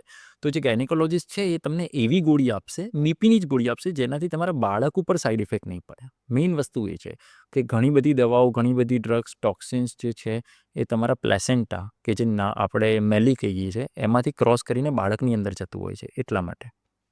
આપણે એક કહેવત છે કે જ્યારે સ્ત્રી પ્રેગ્નન્ટ હોય ને તો આપણે એને એવી બુક્સો આપતા હોઈએ છીએ કે જે વાંચે તો સારા સંસ્કાર બાળકમાં જાય. તો શું એ સાયન્ટિફિકલી સાચું છે કે સાયન્ટિફિકલી તો એવું છે કે બાળક સાંભળે છે કે નથી સાંભળતું એ તો હવે ખબર નથી, પણ એના લીધે થઈને જે મધર ઉપર પોઝિટિવ ઇમ્પેક્ટ આવે છે, એના લીધે થઈને બાળક પર પોઝિટિવ ઇમ્પેક્ટ આવે છે. ગુડ હોર્મોન્સ રિલીઝ થાય? હા, એકચ્યુઅલીમાં મધર એકદમ આમ સ્ટ્રેસ ફ્રી, આરામથી વાંચે, એના વિચારો સારા છે, એનું શરીરની અંદર સારી રીતે ચાલે છે, તો એના લીધે થઈને બાળક સારું રહેશે. મેઇન આ ઇમ્પેક્ટ છે. બાકી જે પહેલાં કહેતા હોય છે કે આપણે બુક વાંચીને બાળકને સંભળાવતા હોય છે ઘણા લોકો, નો ડાઉટ હોઈ શકે, બટ મને જ્યાં સુધી ખ્યાલ છે ત્યાં સુધી આ વસ્તુ તો પોસિબલ નથી, બાળકનું સાંભળવું ને. મતલબ ઇન જનરલ ઘરનું વાતાવરણ સારું રાખવું બહુ જોઈએ. 100%. પ્રેગ્નન્સીની અંદર તમારા મૂડ સ્વિંગ્સ બહુ આવતા હોય છે. મૂડ સ્વિંગ્સ તમારે, કેમ કે આટલી બધી હોર્મોન્સ અપડાઉન થતો હોય છે, એટલે તમને મૂડ સ્વિંગ્સ આવવા બહુ નોર્મલ છે. એનું ધ્યાન રાખવું જોઈએ, ખાસ કરીને ઘરની અંદર એના ઉપર તમારે નજર રાખવી જોઈએ, કેમ કે પ્રેગ્નન્ટ ફિમેલ છે ને, એ છેલ્લા મહિનાની અંદર તો ઇવન પુરુષે બી એની સાથે રહીને નાની મોટી તકલીફોમાં એને હેલ્પ કરવી જોઈએ, કેમ કે છેલ્લા મહિનાની અંદર તમારે એક માણસની જરૂર પડે, જોડે એક માણસની જરૂર પડે. તમારે કોઈ બી વસ્તુ કરવી હોય અને ઘરે એવું થઈ જાય કે અચાનકથી પાણી છૂટી ગયું, લોહી પડવાનું ચાલુ થઈ ગયું, તમારે તાત્કાલિક હોસ્પિટલે જવા માટે, કેમ કે અત્યારે હાલ તો બધી સુવિધાઓ છે કે તમે એક ફોન કરો તો લોકો આવી જાય છે, બધી વસ્તુ છે. પહેલાંના જમાનામાં નહોતું હોતું, એ ટાઈમે એક માણસ સાથે રહેતું હતું. ઇન જનરલ જ્યારે આપણે કોઈ સિરિયલ જોઈએ કે કોઈ મૂવીઝ જોઈએ ને, તો એમાં એવું આવે છે કે કોઈ છોકરી પ્રેગ્નન્ટ થાય તો એને થોડા સમય પછી એને ખાટું ખાવાનું મન થાય કે, તો શું એ સાયન્ટિફિક છે અને એના પાછળનું કોઈ રીઝન છે? ને સાયન્ટિફિક તો નથી, બટ એવું છે કે જે હોર્મોનલ ચેન્જીસ આવતા હોય છે ને, એના લીધે થઈને તમારી ક્રેવિંગ્સ વધી જતી હોય છે સારું ખાવાની, ખાસ કરીને ખાટી ખાવાની બી, ખાટું, કે જે તમને ચટકારો આપે, કે મને ચટકારો આપે એટલે મને ટક આમ મજા આવે શરીરની અંદર, એ એક તમારા હોર્મોનલ છે એ વસ્તુ, એટલા માટે. અને ફૂડની ક્વોન્ટિટી બી ઇન્ક્રીઝ થતી હશે ને ખાવાની, કારણ કે હવે કેલરી ઇન્ટેક તમારી વધી જતી હોય છે. કેલરી ઇન્ટેક એટલા માટે જ કે તમારા, આપણે જે 3 ટ્રાઇમેસ્ટરમાં ડિવાઈડ કરેલું છે, ફર્સ્ટ ટ્રાઇમેસ્ટર, સેકન્ડ ટ્રાઇમેસ્ટર અને થર્ડ ટ્રાઇમેસ્ટર, તો જે વેઇટ ગેઇન આપણે કહીએ છીએ પ્રેગ્નન્સી દરમિયાન, તો તમે એક વસ્તુ વિચારો કે પહેલા ટ્રાઇમેસ્ટરમાં 1 જ કિલો વેઇટ ગેઇન થવું, મતલબ 1 કિલો, સેકન્ડ ટ્રાઇમેસ્ટરમાં 5 કિલો અને થર્ડ ટ્રાઇમેસ્ટરમાં 5 કિલો, ટોટલ 11 થી 12 કિલો વેઇટ ગેઇન પ્રેગ્નન્સી દરમિયાન થવું જોઈએ. એમાંથી ફર્સ્ટ ટ્રાઇમેસ્ટરમાં ખાલી 1 કિલો છે. એટલે આપણે જે ફર્સ્ટ ટ્રાઇમેસ્ટર દરમિયાન જે એમને દવાઓ આપતા હોઈએ છીએ, ગાયનેક જે ઓબ્સ્ટેટ્રિશિયન જે આપણે દવા આપતા હોઈએ છીએ, એની અંદર પોષણ કરતાં વધારે બાળકમાં ખોડ ખાપણ ના આવે અને પ્રેગ્નન્સીને સપોર્ટ મળે એ દવા આપતા હોઈએ છીએ. જેવું તમારું સેકન્ડ ટ્રાઇમેસ્ટર ચાલુ થાય છે ત્યારથી આપણે એમને સપ્લિમેન્ટેશન ચાલુ કરી દેતા હોઈએ છીએ, આયરન, કેલ્શિયમ અને પ્રોટીન પાવડર, કેમ કે બાળકને બી પોષણ મળવાનું છે, માતામાંથી જ મળવાનું છે. તો એના માટે ખાસ કરીને લોહીના ટકા સારા હોવા જોઈએ, કેલ્શિયમ સારું હોવું જોઈએ અને પ્રોટીન બાળકને મળવામાં. એટલે આ 3 વસ્તુ આપણે સેકન્ડ ટ્રાઇમેસ્ટરથી જ ચાલુ કરીએ છીએ, કેમ કે બાળક વજન પકડવાનું જ સેકન્ડ ટ્રાઇમેસ્ટર પછી ચાલુ કરતું હોય છે જનરલી. જો કોઈ છોકરીનું બોડી સ્ટ્રક્ચર બહુ વધારે પતલું હોય તો એની અસર એની પ્રેગ્નન્સીમાં થઈ શકે? 100%. તો જેમાંથી બાળકને પોષણ મળવાનું છે એ શરીરમાં જ એટલી તાકાત નથી, તો એ બાળકને પોષણ આપવામાં તકલીફ તો થશે જ. પણ કેવું છે કે એના પહેલાં શરીરમાં અગર લોહીના ટકા સારા છે અને તમે પ્રોટીનની માત્રા ભરપૂર પ્રમાણમાં લેશો પ્રેગ્નન્સી દરમિયાન, તો એ બાળકને એટલી બધી તકલીફ નહીં આપે. પણ એ પ્રેગ્નન્સીમાં ખાસ કરીને ખાવા પીવાનું, આરામનું એ બધું ધ્યાન રાખવું પડશે 100%. જ્યારે એક ફિમેલ પ્રેગ્નન્ટ થઈ જાય તો એના પછી કેટલી વારંવાર આપણે જવું જોઈએ હોસ્પિટલમાં ને કેટલી વાર કન્સર્ન કરવું જોઈએ? લાઈક કંઈ એવું હોય છે કે એવરી વીક જવું જોઈએ કે એવરી મંથ જવું જોઈએ? જો આમાં એવું છે કે સૌથી પહેલાં તો તમે હોસ્પિટલમાં ગાયનેકને કન્સલ્ટ કરો જેવું તમને લાગે છે કે મને પ્રેગ્નન્સી રહી છે. કોઈ છોકરી છે જે ફર્સ્ટ ટાઈમ પ્રેગ્નન્ટ થઈ રહી છે, કે પછી જો એવી નાની છોકરી હોય કે જે આ પોડકાસ્ટ સાંભળી રહી હોય, તો આ પ્રોસેસ આપણને ખબર કેવી રીતે પડે? કોઈ છોકરીને ખ્યાલ કેવી રીતે આવે કે એ પ્રેગ્નન્ટ થઈ રહી છે કે નહીં? એની જે કીટ આવે છે એ કેવી રીતે કામ કરતી હોય છે? જનરલી પ્રેગ્નન્સી રહી છે એ આપણને અંદાજો આવે કે અગર તમે શારીરિક સંબંધ રાખો છો અને એના પછી જ્યારે તમને માસિકની તારીખે માસિક નથી આવતું, ત્યારે તમે માર્કેટમાં જઈને મેડિકલ સ્ટોરેથી જઈને પ્રેગાન્યુઝ કરીને યુપીટી આવે છે, આપણે એને યુપીટી કીટ કહેતા હોઈએ છીએ, યુરિનરી પ્રેગ્નન્સી ટેસ્ટ. યુપીટીનો મતલબ જ છે કે યુરિન પ્રેગ્નન્સી ટેસ્ટ, કે એ પ્રેગ્નન્સી છે એ તમારા પેશાબ પરથી ખબર પડતી હોય છે કે તમારી પ્રેગ્નન્સી છે. એની અંદર બીટા એચસીજી હોર્મોન હોય છે. બીટા એચસીજી તમારી બોડી સ્ટ્રીપ જેવું હોય. સ્ટ્રીપ જેવું હોય છે. એ સ્ટ્રીપની અંદર એક નાનું કાણા જેવું હોય છે આગળ, અને આ બાજુ એક દર્શિકા હોય છે કે જેની અંદર તમને એક પટ્ટી દેખાશે અગર તમે પ્રેગ્નન્સી નહીં હોય તો, અને પ્રેગ્નન્સી હશે તો 2 પટ્ટી દેખાશે. એટલે તમે માની લો કે અગર પ્રેગ્નન્સી છે તમારી, તો તમારા પેશાબની અંદર બીટા એચસીજી હશે, મતલબ જે ફિમેલ પ્રેગ્નન્સી હશે એમને. એ પેશાબનું એક ડ્રોપ અગર એક કીટ ઉપર પડશે, જ્યાં એક મૂકવાનું એક કાણું આવતું હોય છે જનરલી, એના ઉપર એ કાણું ડ્રોપર આવે એની જોડે. એ ડ્રોપર તમે એ ડ્રોપરથી એ ડ્રોપ ત્યાં મૂકશો એટલે તમે થોડીક વાર રહીને તમે 2-3 મિનિટ વેઇટ કરો અને પછી જુઓ તો એની અંદર અગર એક પટ્ટી આવે છે, મતલબ તમારા પેશાબમાં બીટા એચસીજી નથી, મતલબ પ્રેગ્નન્સી નથી. અને જો એમાં 2 લાઈન આવે છે, મતલબ પ્રેગ્નન્સી છે. ઘણીવાર કેવું હોય છે કે આછી લાઈન બી આવતી હોય છે, ઘણીવાર બહુ ડિલે લાઈન બી આવતી હોય, ઘણીવાર આ કીટ બી ફેલ જતી હોય છે. એટલે તમારે અગર કન્ફર્મ કરવા માટે નથી આવતી તો 2 કીટ લઈને ટ્રાય કરી જો. પણ આ મેઇન વસ્તુ છે કે આનાથી અંદાજો આવતો હોય છે કે પ્રેગ્નન્સી છે કે નહીં. કે આ કેટલા સમય પછી ટેસ્ટ કરવાનું? તમારે માસિક નથી આવ્યું એના 2-3 દિવસ પછી તમે ટેસ્ટ કરી શકો છો, પોઝિટિવ આવી શકે છે. એના પછી તમે ગાયનેકને કન્સલ્ટ કરો અગર પોઝિટિવ આવે છે તો. પછી આપણે પેલી વાત કરતા હતા કેટલી વારે આપણે કન્સલ્ટ કરવું જોઈએ ડૉક્ટરને પ્રેગ્નન્સી? જો આપણે પ્રેગ્નન્સીની અંદર કન્સલ્ટ કરવું જોઈએ એ પ્રમાણે, જેમ કે મેં પહેલાં બી જણાવેલું હતું કે પ્રેગ્નન્સીને આપણે 3 તબક્કામાં જ માનતા હોઈએ છીએ. First trimester, second trimester, third trimester. પહેલા 3 મહિના, બીજા 3 મહિના ને પાછળના 3 મહિના. પહેલા 3 મહિનાની અંદર તમારે મહિને કન્સલ્ટ કરવાની જરૂર પડતી હોય છે. તમે અગર આપણે પ્રેગ્નન્સીને ચલો આપણે ડિટેલમાં જોઈએ કે ખાસ કરીને કે જે સ્ત્રીઓ પ્રેગ્નન્સી રાખે છે એમને બધું ડિટેલમાં ખબર પડી જ જતી હોય છે. થ્રુ આઉટ પ્રેગ્નન્સી આજકાલ જમાનો છે, ગૂગલ પર સર્ચ કરી લેતા હોય છે કે ડૉક્ટર સમજાવી દેતા હોય છે. એટલા માટે તમારી જેવી પ્રેગ્નન્સી રહી એની સાથે તમે એક વખત ગાયનિકોલોજિસ્ટને ત્યાં ગયા, એ તમને સોનોગ્રાફી કરીને કહેશે કે તમારા ગર્ભાશયની અંદર બાળક છે, આટલા અઠવાડિયાનું છે. એ તમને 6 કે 7 અઠવાડિયાનું બાળક થાય ત્યારથી એના ધબકારા બી આવવાના ચાલુ થઈ જતા હોય છે, જે ધબકારા ગાયનિકોલોજિસ્ટ સંભળાવતા હોય છે એમને કે જો તમારા બાળકના ધબકારા આવી ગયા છે. અને એ બાળકના ધબકારા આવી જાય એની સાથે સાથે આપણે લોહીના અને પેશાબના રિપોર્ટ કરાવતા હોય છે, એ પ્રેગ્નન્સીમાં ખાસ નેસેસરી છે. એમાં એક તો પેશાબનો રિપોર્ટ, લોહીનો રિપોર્ટ. લોહીના રિપોર્ટમાં CBC, thyroid, sugar, HIV, HbA1c, VDRL, આટલા રિપોર્ટ મસ્ટ છે. મતલબ આ એવા છે કે એના લીધે તમારા પ્રેગ્નન્સીનું આઉટકમ ચેન્જ થઈ શકતું હોય છે. અને અગર કોઈ રિપોર્ટમાં પ્લસ માઇનસ આવે છે તો આપણે પહેલેથી દવા બી ચાલુ કરવી જોઈએ. આ રિપોર્ટ આપણે કરાવતા હોય છે આખી પ્રેગ્નન્સીમાં થ્રુ આઉટ, બરાબર. એકવાર એના પછી આપણે મેઇન 2 સોનોગ્રાફીઓ હોય છે. એક સોનોગ્રાફી હોય છે 11થી 14 અઠવાડિયાની વચ્ચે.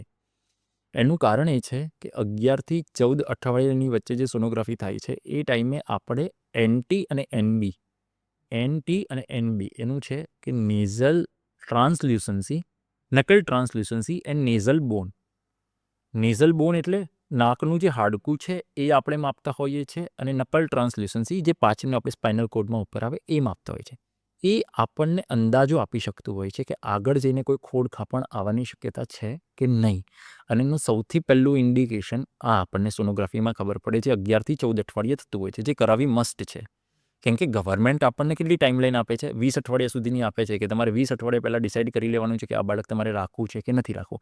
20 અઠવાડિયા પછી અગર તમારે ગર્ભપાત કરાવવો છે તો તમારે 2 ડૉક્ટર જોશે 24 અઠવાડિયા સુધી. 24 અઠવાડિયા પછી બી તમારે ગર્ભપાત કરાવવો છે તો પછી તો તમારે આખી એક ટીમ બેસે છે. એમાં એક ગાયનેકોલોજિસ્ટ બેસે, એક પીડિયાટ્રિશિયન બેસે છે, એક રેડિયોલોજિસ્ટ બેસે છે, કોર્ટનો ઓર્ડર નીકળે, કોર્ટ ઓર્ડર આપે, એના પછી આ બધી પ્રોસેસ હોય છે. એટલે ખાસ કરીને આપણે બાળકમાં કોઈ ખોડ ખાપણ છે કે નહીં એ ચેક કરવા માટે આ 2 સોનોગ્રાફી હોય છે. 11 થી 14 અઠવાડિયે NT-NB અને 20 અઠવાડિયા અરાઉન્ડ એક લેવલ 2 સ્કેન, એનોમલી સ્કેન જે બી આપણે કહીએ, એની અંદર 20 અઠવાડિયે બાળકનું ઓર્ગેનોજેનેસિસ કમ્પ્લીટ થઈ જતું હોય છે. ઓર્ગેનોજેનેસિસ મતલબ બાળકના બધા અંગો બની જતા હોય છે. બાળકનું મગજ, એનું હૃદય છે, એના હાડકાં છે કે એનું લીવર છે, એનું પેન્ક્રિયાસ છે, એની કિડની છે, એની ડિટેલ સોનોગ્રાફી થતી હોય છે જે 20 અઠવાડિયે થાય.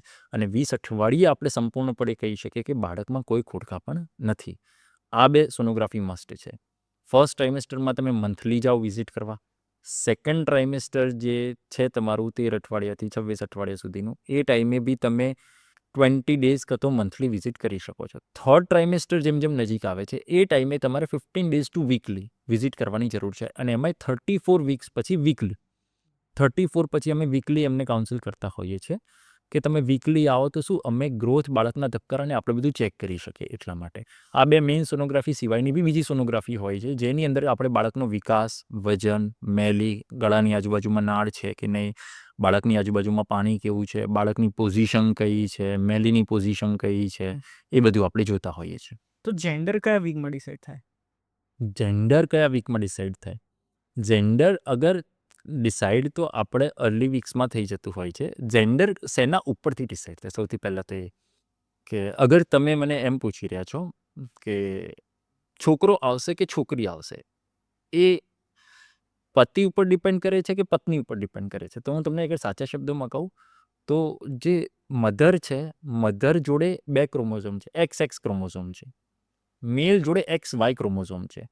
બંને એક એક ક્રોમોઝોમ ડોનેટ કરીને બાળક બનાવતા હોય છે. XX ક્રોમોઝોમ અને XY ક્રોમોઝોમ એ બંનેના ક્રોમોઝોમ ડોનેટ થાય, એની અંદર ફલિત થાય, એમાંથી બાળક બનતું હોય છે. મધર તરફથી તો એક જ ઓપ્શન છે કે X જ આવવાનો છે. ફાધર તરફથી X આવી શકે કે Y આવી શકે. એટલે એ પુરુષ ઉપર ડિપેન્ડ કરે છે કે એનું બાળક મેલ આવશે કે ફિમેલ આવશે, મતલબ છોકરો હશે કે છોકરી હશે, એ પુરુષ ઉપર ડિપેન્ડ કરતા હોય છે. ઘણા ફેમિલીમાં તમે જોતો માનસિકતા હોય છે કે આને તો ખાલી છોકરીઓ જ થઈ જાય છે, છોકરીઓ જ થઈ જાય છે, 3 છોકરીઓ. પણ એ એકચ્યુઅલી પુરુષ ઉપર ડિપેન્ડ કરતું હોય છે. આ બહુ ખોટી માન્યતા છે. એટલે અગર એ પુરુષ તરફથી X આવે છે તો એ ફિમેલ બનશે. પુરુષ તરફથી અગર એ Y ક્રોમોઝોમ આવે છે તો પછી એ પુરુષ બનશે. XY ક્રોમોઝોમનું થઈ ગયું છે. એટલે જેન્ડર જે છે એ પુરુષના ક્રોમોઝોમ ઉપરથી ડિસાઇડ થતું હોય છે. અને આપણે સોનોગ્રાફીની અંદર જનરલી અર્લી એજમાં દેખાઈ જતું હોય છે. બટ એ જનરલી કોઈ રિવીલ કરવાનું આપણે અહીંયા એવું હોય છે કે ઇન્ડિયન ગવર્મેન્ટ છે, એની રૂલ છે, બહુ સ્ટ્રક્ટ ખિલાફ છે. અને એકચ્યુઅલી હોવું બી જોઈએ. PNCDT એક્ટ છે ગવર્મેન્ટનો અને બહુ સ્ટ્રિક્ટ છે. કેમ કે અહીંયા ભ્રૂણ હત્યાના બહુ કેસો થતા હોય છે ઇન્ડિયામાં. તમે બહારની કન્ટ્રીમાં જાઓ તો લીગલ છે. બહારની કન્ટ્રીમાં કેવું હોય છે કે ડૉક્ટર્સ જે છે એ ઇવેન્ટ મેનેજરને લેટર આપી દેતા હોય છે. ત્યાં તમારે બાબો છે કે બેબી છે, અને ઇવેન્ટ મેનેજર તમારા બેબી શાવરની અંદર પિંક અને બ્લુ 2 કલરનું, જો તમે ઘણીવાર ઇન્સ્ટાગ્રામ પર કે યુટ્યુબ પર જોતા હોય કે બેબી રિવીલિંગ પાર્ટી હોય છે, બેબી રિવીલિંગ કે ભાઈ બેબીનું જેન્ડર કયું હશે એના ઉપરથી એ કલરના ફુગ્ગા ફૂટતા હોય છે અચાનકથી, કેક્સ વેક્સ. કેમ કે ત્યાં એ લોકો એટલા ફોરવર્ડ છે કે they are accepting whatever is coming. And આ ઇન્ડિયામાં નથી, બહુ ખરાબ વસ્તુ છે ખરેખર. કે લોકો જ્યારે બેબીનો બર્થ થાય ત્યારે જ ખ્યાલ આવે? ના, હા, ઇન્ડિયામાં બેબીનો બર્થ થાય ને ત્યારે જ આપણે એમને કહી શકીએ. ખ્યાલ તો ડૉક્ટર્સને હોય, ડૉક્ટર્સને હોય. સોનોગ્રાફીની અંદર તમે ઇવન 16-17 અઠવાડિયે એની પહેલાં બી તમને સોનોગ્રાફીમાં આઈડિયા આવી જતો હોય છે. બટ એ બહુ સ્ટ્રિક્ટ લોઝ છે કે ના જણાવવું જોઈએ અને ના જ જણાવવું જોઈએ. સારી વસ્તુ છે, થોડી ક્યુરિયોસિટીમાં રહેલું છે. કારણ કે અબોર્શન ને એ બધું વધી જતું હોય છે. 110% વધી જતું હોય છે. કેમ કે ગવર્મેન્ટ અલાઉ કરે છે તમને અબોર્શન 20 અઠવાડિયા સુધી, અને ત્યાં સુધીમાં તો તમને જેન્ડર ખબર પડી જતી હોય છે અગર તમે પ્લે કરો ઇલીગલી તો. બટ એ ના થવા દેવું, એના માટે ગવર્મેન્ટ આટલી સ્ટ્રિક્ટ છે, એ બહુ સારી વાત છે એકચ્યુઅલીમાં, કે એના લીધે થઈને આટલા અબોર્શન અટકેલા છે.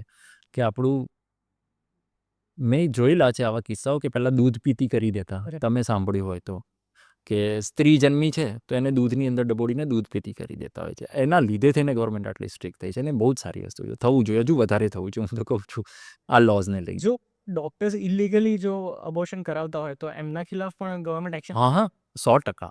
અગર કોઈ ડૉક્ટર છે કે જે જેન્ડર રિવીલ કરે છે, કે જે કહી દે છે કે બાબુ છે કે બેબી છે, જેન્ડર રિવીલ કરે છે, ઇવન ખુદના સગા ભાઈને બી, કોઈ બી સગાવાલાને, પોતાના નજીકના બી, તો બી એના ખિલાફ કેસ થઈ શકે છે. એનું સોનોગ્રાફી મશીન સેલ થઈ શકે છે, બધી વસ્તુ થઈ શકે છે આમાં, અને which is actually not good.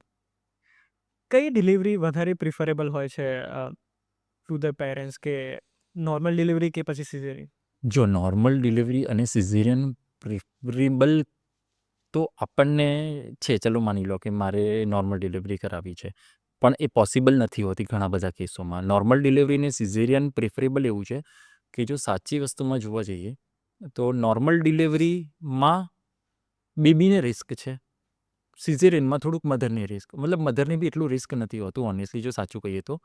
Normal delivery એટલા માટે થતી હોય છે કે મધરને કોઈ તકલીફ ના પડે.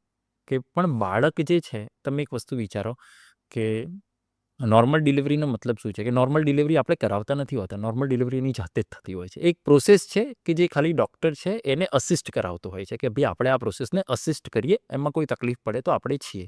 એ એક નોર્મલ ડિલિવરી છે. નોર્મલ ડિલિવરીની અંદર અગર બાળક તમારું સાચી પોઝિશનમાં છે, સાચી પોઝિશન માથું નીચે હોય અને પગ ઉપર હોય, એને ક્યુફેલિક કહેતા હોઈએ છીએ આપણે, એ પોઝિશનમાં નોર્મલ ડિલિવરી શક્ય હોય છે.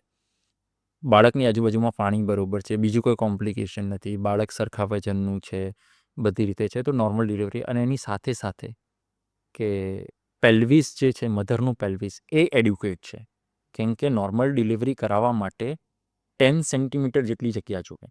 આપણો જે આ બાય પેરેટલ ડાયામીટર જે હોય છે 10 સેન્ટીમીટરનો હોય છે, એટલી મિનિમમ જગ્યા જોઈએ નોર્મલ ડિલિવરી કરાવવા માટે. એટલી જગ્યા પોસિબલ છે, કોઈ કોમ્પ્લિકેશન નથી, તો નોર્મલ ડિલિવરી માટે આપણે જઈ શકીએ છીએ. પણ અગર કોઈ બી કોમ્પ્લિકેશન છે તો પછી ડૉક્ટર્સ એવું પ્રિફર કરતા હોય છે, ડૉક્ટર્સ કાઉન્સિલ કરતા હોય છે. આજકાલ સાચું કહું તો ડૉક્ટર્સ કરતાં વધારે પેશન્ટ સામેથી કહી દેતા હોય છે કે સાહેબ મારાથી દુખાવો નહીં લેવાય, મને સિઝેરિયન કરી આપો, કે મારે દુખાવો ના લેવાય, કેમ કે દુખાવો લેવાની હવે કેપેસિટી ઓછી થતી જાય છે.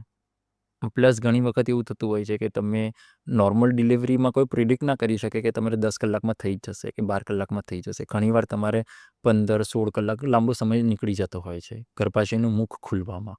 એટલા માટે પેશન્ટ એન્ડ મુમેન્ટ પર આવીને થાકી જતું હોય છે કે હવે મારાથી નહીં થાય સાહેબ, સિઝેરિયન કરી દો. એટલે અમુક પેશન્ટ હોય છે જે પહેલેથી પ્રિપેર હોય છે. એટલે સિઝેરિયન એવા કેસમાં વધારે પ્રિફરેબલ છે જ્યાં બાળકને રિસ્ક છે, કેમ કે બાળકને ખેંચીને બહાર કાઢવાનું છે નોર્મલ ડિલિવરીમાં. તો જે રિસ્કવાળી કન્ડિશન છે એ નોર્મલ ડિલિવરીમાં વધી જતું હોય છે.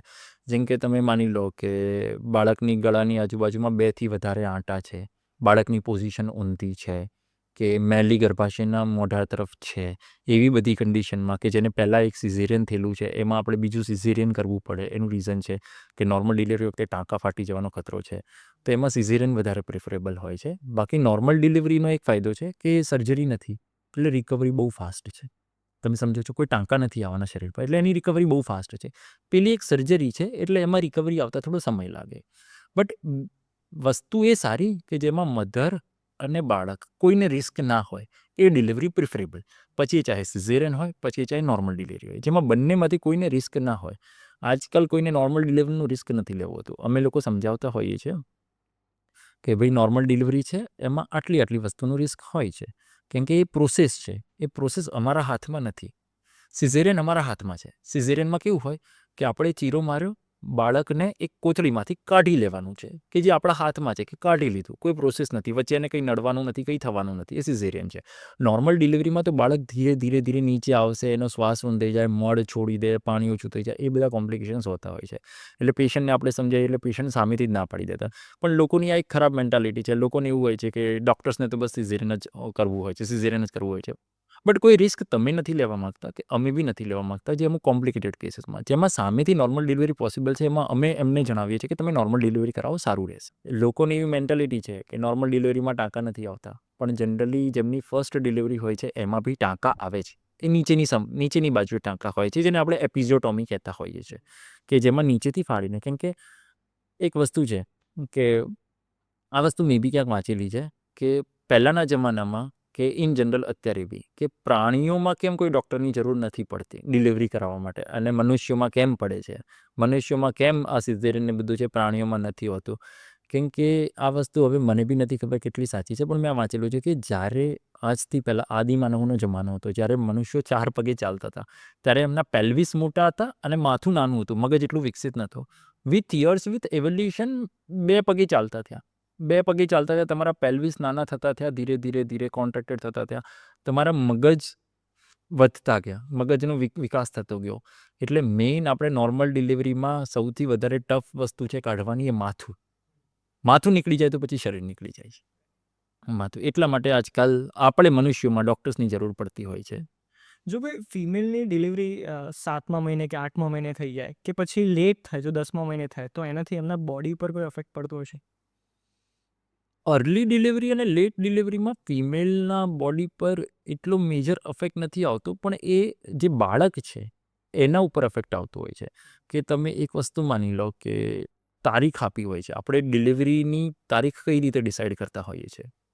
એમની જે છેલ્લી માસિકની તારીખ છે એમાં 9 મહિના અને 7 દિવસ આપણે ઉમેરી દઈએ તો એ તમારી ડિલિવરીની તારીખ આવતી હોય છે. અને એ જે ડિલિવરીની તારીખ છે એને આપણે મેચ કરતા હોઈએ છીએ પહેલી સોનોગ્રાફી સાથે. પહેલી જે સોનોગ્રાફી થાય છે એને આપણે એક્યુરેટ માનતા હોઈએ છીએ કે એમાં જે ડિલિવરીની તારીખ આવે છે એ તારીખ અને તમારા માસિક પ્રમાણે એ બંને મેચ થાય તો પછી એ તમારી ડિલિવરીની તારીખ થ્રુ આઉટ પ્રેગ્નન્સી રહેતી હોય છે. એ તારીખની ઉપર જો તમારા દિવસો નીકળી જાય તો બાળકની આજુબાજુનું પાણી સુકાવતું જતું હોય છે ઘણીવાર. કેમ કે બાળકનો જે મહત્તમ વિકાસ થવાનો તો એ તો થઈ ગયો છે, પછી એની આજુબાજુનું પાણી સુકાતું જાય છે. પાણી સુકાવાની સાથે બાળક ઘણીવાર મળ પી ગયું છે, તમે સાંભળ્યું હોય તો. અને આપણે મેકોનિયમ સ્ટેન લાઇકર કહેતા હોય છે, જે બાળકની આજુબાજુમાં પાણી હોય છે ને એ આપણને એકદમ ગ્રીન કલરનું બહાર નીકળતું દેખાતું હોય છે, એને MSL કહેતા હોઈએ છીએ. એટલે મળ પી જાય, બાળકની આજુબાજુમાં પાણી સુકાઈ જાય, આ બધા કોમ્પ્લિકેશન્સ બાળકમાં થતા હોય છે. અને અર્લી ડિલિવરીમાં બી એવું છે કે બાળકનો ઓછો વિકાસ હોય છે તો એને બહાર આવીને શ્વાસ લેવામાં તકલીફ પડવી, ઇમ્યુનિટી ઓછી હોવી, એ બધી બાળકમાં. એટલે એને પેટીમાં રાખતા હોય. એટલે આપણે એને પેટીમાં રાખતા હોઈએ છીએ. ખાસ કરીને પેટીમાં રાખવાનું મેઇન રીઝન એ હોય છે કે એ બહારની દુનિયામાં શ્વાસ લેવા માટે એટલું કેપેબલ નથી, કે નથી એ ડાયરેક્ટલી આપણે જે ખાવાનું પીવડાવવાનું આપીએ છીએ લઈ શકે એટલું કેપેબલ છે. એની ઇમ્યુનિટી ઓછી છે, એને ઇન્ફેક્શન ના થઈ જાય. એટલા માટે આપણે એને NICUમાં રાખતા હોઈએ છીએ કે NICUમાં રાખીને આપણે એને એન્ટીબાયોટિક્સ છે, આપણે જે ફૂડ છે એ ડૉક્ટર સરખી રીતે સરખી માત્રામાં આપે, એનું થોડું વજન વધે, એના પછી આપણે એમના પેરેન્ટ્સને સોંપતા હોઈએ છીએ. જો સિમ્પલ લેંગ્વેજમાં કહું ને તો એક પાઇપ હોય છે જે મધર અને બેબીના વચ્ચે કનેક્ટેડ હોય છે, એનું શું નામ છે? એક પાઇપ હોય છે જે બેબી અને મધર હોય છે, એને આપણે નાળ કહેતા હોઈએ. હા, નાળ કહેતા હોય. તો એમાં આજકાલની એવી કોઈ સ્ટડીઝ છે કે એને કલેક્ટ કરવામાં આવે છે, એમાંથી સ્ટેમ સેલ્સ કલેક્ટ કરવામાં આવે હા, 100% છે, 100% છે? છે. શું છે એનું? એ એકચ્યુઅલી છે કે આગળ જઈને એ જે એને આપણે કહેતા હોઈએ છીએ કોર્ડ, ઓકે. અમ્બિલિકલ કોર્ડ. કેમ કે એ અમ્બિલિકલ કોર્ડ જે હોય છે એનું નામ એટલા માટે છે અમ્બિલિકલ કોર્ડ, કેમ કે જે આપણે પેટની ડૂંટી જે કહીએ છીએ એને અમ્બિલિકસ કહીએ છીએ આપણે, અમ્બિલિકસ. અને ત્યાંથી જે કેમ કે ત્યાંથી જ બાળકને પોષણ મળતું હોય છે સ્ટાર્ટિંગમાં નાળમાંથી.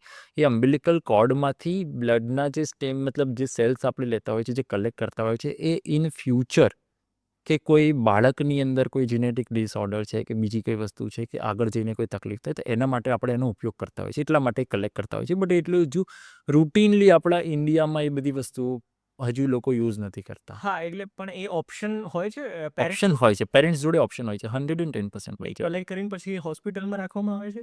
એ કલેક્ટ કરીને લેબોરેટરીમાં આપણે રાખતા હોઈએ છીએ એને, કે ઇન ફ્યુચર વર્ષો પછી ગમે ત્યારે ક્યારેક જરૂર પડે તો આપણે એને યુઝ કરી શકીએ. એટલે હવે આફ્ટર પ્રેગ્નન્સી, આફ્ટર ડિલિવરી કોઈ એવી વસ્તુઓ છે કે જે ધ્યાનમાં રાખવી જોઈએ before having the second child? Before having the second child, after pregnancy, just after the delivery એટલે પહેલાં બાળકની ડિલિવરી થઈ ગઈ અને બીજું બાળક તમે પ્લાન કરતા હોય, એના વચલાના ગાળામાં કોઈ એવી વસ્તુઓ છે જે ધ્યાનમાં રાખવી જોઈએ? કોઈ ખાવાની બાબતો એવી કોઈ છે? ના જનરલ ટેસ્ટ કે એવું કંઈ છે કે જે તમારે કરાવવું છે? જેમ કે તમે કીધું કે થેલેસેમિયાને ખાસ કરાવવું છે. થેલેસેમિયા છે, તમારું બ્લડ ગ્રુપિંગ છે કે એ બધા ટેસ્ટ છે.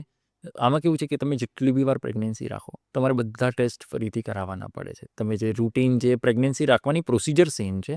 જેમ કે મેં જણાવ્યું છે કે તમારે 2 બાળકની વચ્ચે મિનિમમ 18 થી 24 અઠવાડિયાનો ગેપ રાખવાનો હોય છે. અને જે સિઝેરિયન છે એમાં ખાસ કરીને રાખો તમે.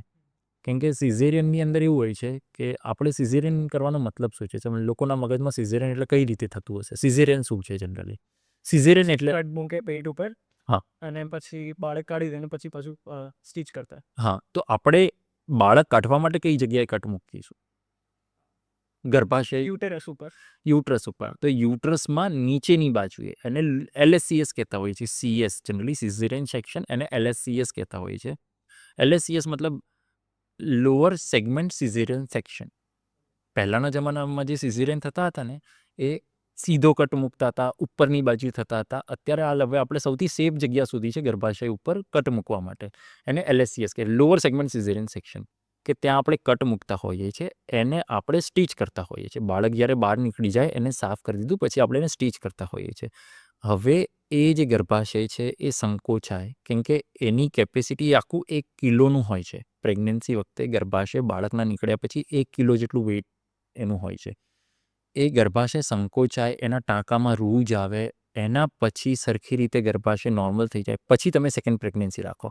બાકી જો તમે તરત જ સેકન્ડ પ્રેગ્નન્સી રાખી દેશો, મેઇન આ વસ્તુનું ધ્યાન રાખવાનું છે સેકન્ડ પ્રેગ્નન્સી રાખતી વખતે સિઝેરિયન સેક્શનમાં, તો તમારું ગર્ભાશય જ્યારે ફૂલાવાનું ચાલુ થશે ત્યારે તમારા ટાંકા સરખી રીતે નહીં રૂજાયા હોય તે ફાટી જશે, એ રપ્ચર થઈ જશે આખે આખ. આપણે ફિમેલના આટલા કોમ્પ્લેક્સ પ્રેગ્નન્સી મિકેનિઝમની વાત કરી, પણ આપણે એ બી ખ્યાલ છે કે મેલ્સ કરતાં સૌથી વધારે ફિમેલમાં બધા ઇન્ફેક્શન અને ડિઝીઝ બધી વધારે થતી હોય છે. ઇન્ડિયામાં સૌથી કોમન ઇન્ફેક્શન કયું જોવા મળે છે અને એના સિમ્ટમ્સ શું હોય છે? જો ફિમેલની અંદર સૌથી પહેલાં આપણે વાત કરીએ કે ફિમેલ્સમાં સૌથી વધારે કોમન જનાઇટલ ઇન્ફેક્શન જે છે એનું રીઝન એ છે કે દર મહિને મેન્સ્ટ્રુએશન આવતું હોય છે એટલે ત્યાંથી બ્લીડિંગ થતું હોય છે. એટલે એને હાઇજિનિકલી જો આપણે સાફ સફાઈ ના રાખે ફિમેલ તો ત્યાં ઇન્ફેક્શન થવાના ચાન્સ વધી જતા હોય છે. બીજી એક વસ્તુ હું તમને કહું કે ફિમેલની યુરેથ્રા છે એ બહુ શોર્ટ હોય છે અને મેલની યુરેથ્રા મતલબ શું છે કે જે મૂત્રાશયથી મૂત્રનો જે દ્વાર છે બહારની બાજુ એની વચ્ચેની લંબાઈ જે પાઇપ જાઓ નળી જાઓ આપણે સિમ્પલ ભાષામાં કહીએ એ છે યુરેથ્રા. મેલની અંદર 20 સેન્ટીમીટરની હોય છે, ફિમેલની અંદર 3 to 4 સેન્ટીમીટર અરાઉન્ડની હોય છે. તો તમે વસ્તુ વિચારી લો કે કેટલી શોર્ટ થઈ ગઈ આ યુરેથ્રાની length.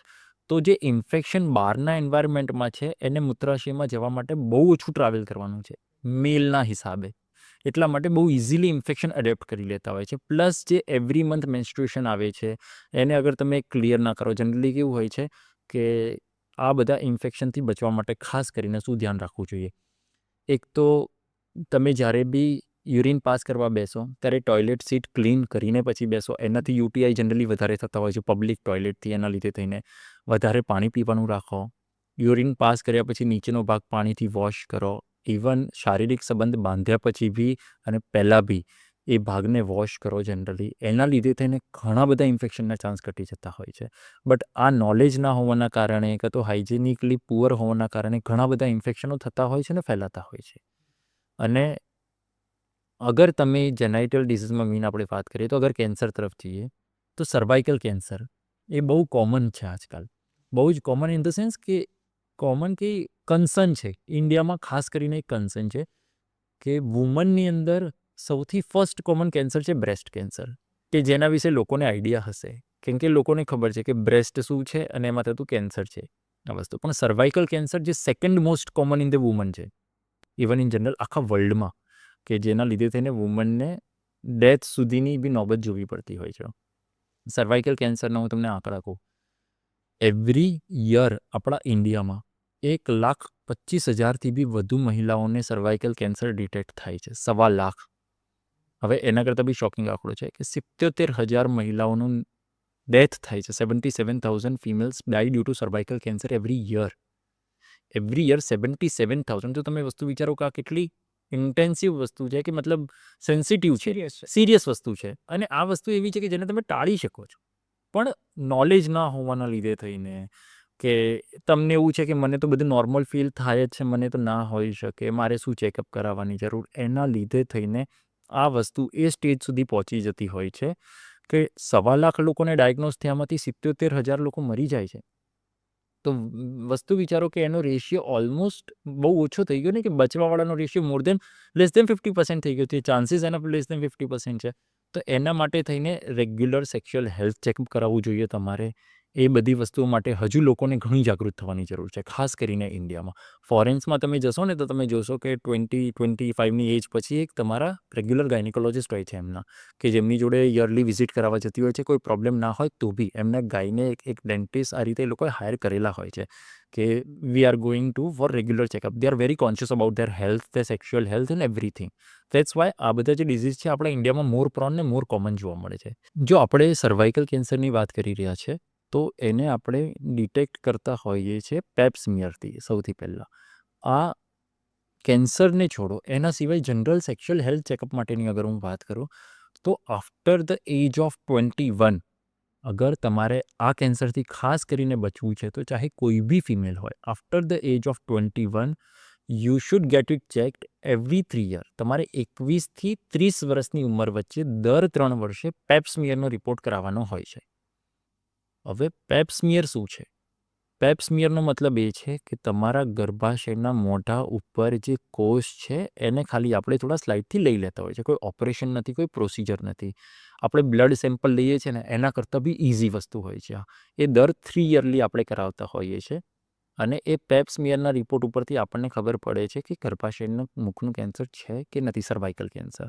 After the age of 30 to 65 તમે દર 3 વર્ષે પેપ્સમિયર બી કરાવી શકો છો, કાં તો એવરી 5 યર તમે પેપ્સમિયરની સાથે HPV DNA ટેસ્ટિંગ. આ મારી ગાઈડલાઇન્સ નથી, આ ગવર્મેન્ટની ગાઈડલાઇન્સ છે. મતલબ જે આપણને યુનિવર્સલી ફોલો થાય છે. 21 to 30ની એજ સુધી એવરી 3 યર તમે પેપ્સમિયર કરાવો. એટલો ખર્ચો નથી, બીજું કંઈ નથી, બટ તમે મેન્ટલી સિક્યોર રહેશો કે તમને આ કેન્સર નહીં થાય. અને after the age of 30 you can get it checked every 3 year for pap smear. અને પેપ્સમિયર ના કરાવો તો દર 5 વર્ષે તમારે વિઝિટ કરવી છે તો તમે HPV DNA ટેસ્ટિંગ સાથે પેપ્સમિયર કરાવો. 65ની એજ પછી આ કેન્સર થવાના ચાન્સીસ એટલા હોતા નથી. તો એના પછી આપણને ટેસ્ટિંગની જરૂર પડતી નથી જનરલી. તો શું સિમ્ટમ્સ હોય છે સર્વાઇકલ કેન્સરના? સર્વાઇકલ કેન્સર એવી વસ્તુ છે કે જે એકચ્યુઅલી તમને સિમ્ટમલેસ બી અંદર થઈ શકે છે. આ જ વિશે આપણે જાગૃતતા લાવવાની જરૂર છે કે સર્વાઇકલ કેન્સરનો મતલબ એવું નથી કે મને કંઈ ફીલ નથી થતું તો મને કેન્સર ના હોઈ શકે. કેમ કે આ અંદર મોટી થતું વસ્તુ છે. એ તમે ટેસ્ટ કરાવો, એ તમારા કોષોમાં એબનોર્માલિટી આવે, કોઈ અનિયમિતતા આવે છે તો જ તમને ડિટેક્ટ થઈ શકે છે જનરલી આ વસ્તુ. એટલા માટે ખાસ કરીને ઇવન હું બી એડવાઇસ કરું છું, ઇવન થ્રુ બ્રોડકાસ્ટ, કે ઇવન ઇન જનરલ બધાએ કરાવવું જોઈએ. ચાહે મારી મધરની એજના હોય, મારી સિસ્ટરની એજના, કે તમે 21ની એજ પછી ખાસ કરીને આના માટે એવરી 3 યર પેપ્સમિયર કરાવો તમે. 30 પછી તમે દર 5 વર્ષે કરાવો વિથ HPV DNA ટેસ્ટિંગ. એક આ વસ્તુ છે. અને સર્વાઇકલ કેન્સરથી જે મેં તમને જણાવ્યું કે દર વર્ષે 77,000 વુમનની ડેથ થાય છે હજુ સુધી બી, વિચ ઇઝ એકચ્યુઅલી પ્રિવેન્ટેબલ. જો આપણે સર્વાઇકલ કેન્સરને પ્રિવેન્ટ કરવા માટે જનરલી આપણે યંગ એજથી વેક્સિનેશન અવેલેબલ છે. એમાં છે સર્વારિક્સ, ગર્ડાસિલ 9, આ 3 ટાઈપની વેક્સિન્સ આવતી હોય છે. એ લેવાની જનરલી ઉંમર છે 9 વર્ષથી લેવાની છે એકચ્યુઅલી. 9 to 14ની એજમાં 2 ડોઝ હોય છે. 14 to 26ની અંદર તમે ટ્રિપલ ડોઝ લઈ શકો છો. 0 મંથ મતલબ સ્ટાર્ટિંગનો ડોઝ, એના પછી 1 મંથ, એના પછી 6 મંથે ડોઝ છે. અને પહેલાંની અંદર 0 મંથ અને 1 મંથનો ડોઝ છે. એ રીતે છે.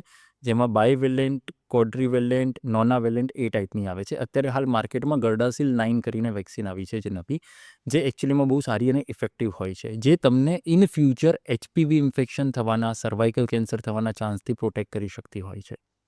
એસટીડીઝ રિલેટેડ આટલી બધી ઇન્ફોર્મેશન હવે તો ગવર્મેન્ટ વેબસાઇટ્સ ઉપર અવેલેબલ છે. ઘણી બધી વાતો એના ઉપર થતી હોય છે, NGOs છે એના ઉપર. તો હવે અવેરનેસ એના ઉપર કેટલી સ્પ્રેડ થઈ છે અને હજુ કેટલું કોમન છે એક્ચ્યુઅલી? STD હજુ બી એટલું જ કોમન છે. એનું રીઝન એ છે કે આપણે અહીંયા જેટલી બી સેક્સ્યુઅલ પ્રેક્ટિસીસ થાય છે એમાં લોકો, મેઇન વસ્તુ એ છે કે STD રોકાય કઈ રીતે. કોન્ટ્રાસેપ્ટિવ મેથડમાં અગર તમે કોન્ડમ યુઝ કરો, which is the best thing to prevent the STD. કોન્ટ્રાસેપ્ટિવમાં જેમ કે મેં તમને બતાવ્યું હતું કે બેરિયર મેથડ છે, પિલ્સ છે, એના પછી IUCD છે, ઇન્ટ્રાયુટ્રાઇન કોપર ડિવાઇસીસ, કોન્ટ્રાસેપ્ટિવ ડિવાઇસ કે જે આપણે ગણતા હોઈએ. તો એની અંદર જે સૌથી બેસ્ટ મેથડ છે ખરેખર બેરિયર મેથડ છે, કેમ કે એ ખાલી પ્રેગ્નન્સી નથી પ્રિવેન્ટ કરતા, એ એની જોડે સ્પ્રેડ થતા STDને બી પ્રિવેન્ટ કરે છે. જો એની અંદર તમને હું એક ઇન્ટરેસ્ટિંગ ફેક્ટ કહું કે તમે ક્યારેય જોયું હોય તો આપણે જે હાઈવે ઉપર નીકળતા હોય છે તો ટ્રકની પાછળ એવું લખ્યું હોય છે યુઝ ડીપર એટ નાઇટ. તમને ખબર છે એકચ્યુઅલી એનો મતલબ શું થાય? હા, મતલબ રાત્રે કારનું ડીપર ઓન રાખો. એ એકચ્યુઅલી કારના ડીપરની વાત નથી ચાલતી હોતી. Actually use dipper at night એ બહુ ઇન્ટરેસ્ટિંગ છે કે એની અંદર એવું છે કે ડીપર એક કોન્ડમની બ્રાન્ડ છે. Dipper is a brand of a condone which was initiated by Tata and government of India, if આમ નોટ રોંગ. કે એ ટાઈમે એનો કહેવાનો મતલબ એ છે કે ડીપર કોન્ડમનો રાત્રે યુઝ કરો. આ ટાટાવાળાના જે ટ્રક ડ્રાઈવર્સ હતા, સૌથી વધારે મોર કોમન STDs છે કે HIVs છે એ ટ્રક ડ્રાઈવરમાં જોવા મળતા હોય છે જનરલી. આ બાય બુક બી છે, ઇન જનરલ બી છે, ગવર્મેન્ટની કહે છે કે ટ્રક ડ્રાઈવર્સની અંદર, કેમ કે truck drivers they travel so much for days and days, they go to the sex workers and even 78% of them never use protection. So it government initiated in, if I'm not wrong, 2006 around કે ટાટાવાળાના જે truck drivers છે એમની જોડે રહીને એમને એક વસ્તુ ચાલુ કરી હતી કે એમને અવેરનેસ લાવવા માટે કે યુઝ ડીપર એટ નાઇટ. તમે ગૂગલ કરશો તો તમને ખબર પડશે dipper is a brand of a condone, અને એના માટે તેને જાગૃતતા લાવવા માટે આ વસ્તુ માર્કેટમાં આવેલી હતી. પણ કોઈને ખબર નથી હોતી. આ જનરલી આપણે લોકો જોઈએ છીએ, વાંચીએ છીએ, આપણે લોકો સમજીએ છીએ ઊંધું, બટ એ અવેરનેસ માટે આ વસ્તુ ચાલુ કરેલી હતી, જેમાં ટાટા મોટર્સ અને ગવર્મેન્ટ એ બંનેનું નેકો જે આપણે કહેતા હોઈએ છીએ. આપણે પ્રેગ્નન્સીની વાત કરીએ, એમાં એક વાત રહી ગઈ ઇનફર્ટિલિટીની. મને એવું લાગે છે કે આપણે વાત કરવી જોઈએ. તો હવે એના તમને એવું લાગે છે તમારા સુધી તો કેસ આવતા હશે, કેસ એના ધીરે ધીરે વધે છે અને એના શું રીઝન્સ છે, અને મેલ્સમાં વધારે જોવા મળે છે કે ફિમેલ્સમાં? જો ઇન્ફર્ટિલિટી એવી વસ્તુ છે કે સૌથી પહેલાં તો ઇન્ફર્ટિલિટી શું છે? આપણે ઇન્ફર્ટિલિટી કોને કહી શકીએ? લોકોને એવું થતું હોય છે કે અમે 3 મહિનાથી કોશિશ કરીએ છીએ, અમને બાળક નથી રહેતું, તો મતલબ અમને ઇન્ફર્ટિલિટી છે. ના, એવું નથી હોતું. એ વસ્તુ તદ્દન ખોટી છે. અગર તમે 1 વર્ષ સુધી અનપ્રોટેક્ટેડ સેક્સ કરો છો અને એના પછી બી તમને બાળક નથી રહેતું, તો આપણે એને ઇન્ફર્ટિલિટીની ડેફિનેશનમાં કાઉન્ટ કરતા હોઈએ છીએ. બટ આજકાલ કેવું થઈ ગયું છે કે લોકો એટલા એન્શિયસ થઈ ગયા છે કે અમને 3 વખતથી કોશિશ કરી નથી રહેતું, તરત બતાવવા ગઈ. બિલકુલ સારી વાત છે, જવું જોઈએ. 100% તમારે પ્રેગ્નન્સીનું પ્લાનિંગ કરતાં પહેલાં બધા ટેસ્ટ કરાવવા જોઈએ. તમારે તમારી ફર્ટિલિટી ચેક કરાવવી જોઈએ. દરેક વસ્તુ સારી છે. બટ એ એન્શિયસ થવાની મેટર નથી, કેમ કે જેટલો વધારે તમે સ્ટ્રેસ લેશો એટલા વધારે એના આઉટકમ ખરાબ આવે છે. અને infertility 30 to 40% infertility is because of female, મતલબ 40 અરાઉન્ડ. બીજી જે 20 to 30% જે ઇનફર્ટિલિટી છે એ મેલના લીધે થઈને છે, કે બાળક ના રહેવાના આ કારણ છે, કે ફિમેલ ઇનફર્ટિલિટી, મેલ ઇનફર્ટિલિટી. બાકીની જે 10 to 15 છે એમાં બોથ પાર્ટનરનું એક રીઝન હોય છે, કે મેલ તરફથી એક આ ફેક્ટર ઓછું છે, ફિમેલ તરફથી એક આ ફેક્ટર ઓછું છે. અને અમુક ઇનફર્ટિલિટી એવી હોય છે જેનું કોઈ એક્સપ્લેનેશન નથી, અને અનએક્સપ્લેન ઇનફર્ટિલિટીમાં આપણે કાઉન્ટ કરતા હોઈએ છીએ. અને આજકાલ કેવું છે કે મેરેજની એજ વધી ગઈ છે, જેમ કે આપણે ડિસ્કસ કર્યું. લોકોને બાળક કન્સીવ કરવાની એજ થોડી વધારી દીધી છે, એના લીધે તેને લોકો સ્ટ્રેસ બહુ લે છે. તમારું ફૂડ બહુ ફોર્ટિફાઈડ આવે છે, કે જે પહેલાં જેટલું પોષણયુક્ત ખાવાનું, તમારી સ્લીપિંગ સાયકલ રેગ્યુલર નથી, તમે જે બધી દવાઓનો બહુ અબ્યુઝ કરતા હોય છે, ઇવન ઓસિપિલ્સ હોય કે તમે ગર્ભનિરોધક ગોળીઓ છે કે ઇવન બીજી કોઈ બી વસ્તુ તમે સપ્લિમેન્ટ, એ બધાનો બહુ અબ્યુઝ કરતા હોય છે. એના લીધે તેને તમારી ફર્ટિલિટીમાં કંઈક ના કંઈક પ્રોબ્લેમ તો થાય જ છે.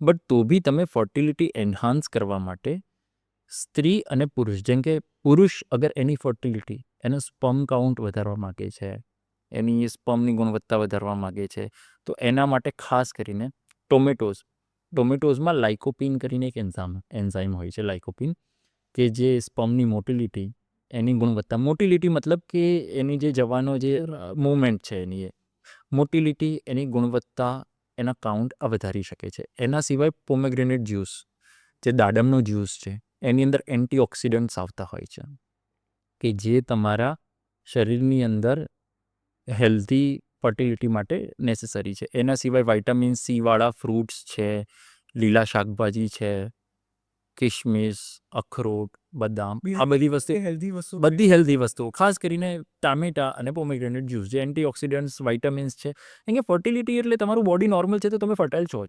એની અંદર તમારે મેઇન વસ્તુ શું જોવે છે? વાઇટામિન્સ જોવે છે તમારે, કે એન્ટીઓક્સિડન્ટ્સ જોવે છે કે તમારા બોડીને હેલ્ધી રાખી શકે.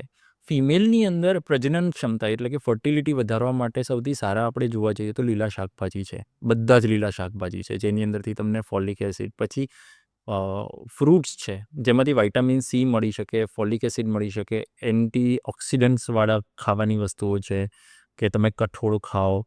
એના સિવાય તમે ફ્રૂટ્સ તો આપણે કીધું, કે બીજા તમે બદામ, કિશમિશ, અખરોટ, એ બધી વસ્તુઓ જ મેઇન છે. એવી કોઈ સ્પેસિફિક એવી વસ્તુ નથી જે ખાલી તમારી ફર્ટિલિટીને એકદમ એન્હાન્સ કરી દે. બટ અગર તમારી સ્લીપ સાયકલ રેગ્યુલર હશે, તમારું ડાયટિંગ ફૂડ હશે, તમે રેગ્યુલર એક્સરસાઇઝ કરતા હશો, તમારા શરીરના અંતસ્ત્રાવો નિયમિત રીતે કામ કરતા હશે, તો તમારી ફર્ટિલિટીમાં એટલી બધી તકલીફ નહીં આવે. એડિક્શન ફર્ટિલિટીને અફેક્ટ કરી શકે. બિલકુલ 100% એડિક્શન. સ્મોકિંગ, આલ્કોહોલ એ તમારો સ્પર્મ કાઉન્ટ ઘટાડી શકે છે અને ઘટાડે છે. હા, તો સાચું કહું છું કે સ્મોકિંગમાં સિગરેટનું જે પેકેટ આવે છે એના ઉપર જે માઉથ કેન્સરની એડવર્ટાઇઝની જગ્યાએ અગર એ લોકો એવું કહી દે ને કે ફર્ટિલિટી એન્હાન્સ કરશે કે સ્પર્મ કાઉન્ટ ઘટાડશે, તો ઘણા લોકો છોડી દેશે. ઘણા લોકો છોડી દેશે. ઇનફર્ટિલિટીની દવા શું છે? ઇનફર્ટિલિટી કેમ છે? મતલબ ઇનફર્ટિલિટીનું નિવારણ શું છે? ઇનફર્ટિલિટીની દવા છે ART, જેની એક મેઇન આપણે જે આ IVF, ICSI, IUI એ બધી વસ્તુ શેની અંદર આવે છે? એ ARTની અંદર આવે છે. ARTનો મતલબ શું છે? અસિસ્ટેડ રિપ્રોડક્ટિવ ટેકનિક. એનું નામ જ છે અસિસ્ટ કરવાનું. ઇનફર્ટિલિટીમાં કોઈ એવો ડૉક્ટર નથી કે જે તમને કહે છે કે તમારી જગ્યાએ હું પ્રેગ્નન્સી મતલબ રાખી દે, બધી વસ્તુ હું કરી દઈશું, આપણે બાળક હું તમને રેડીમેડ કરીને આપી દઉં, એવી વસ્તુ નથી હોતું.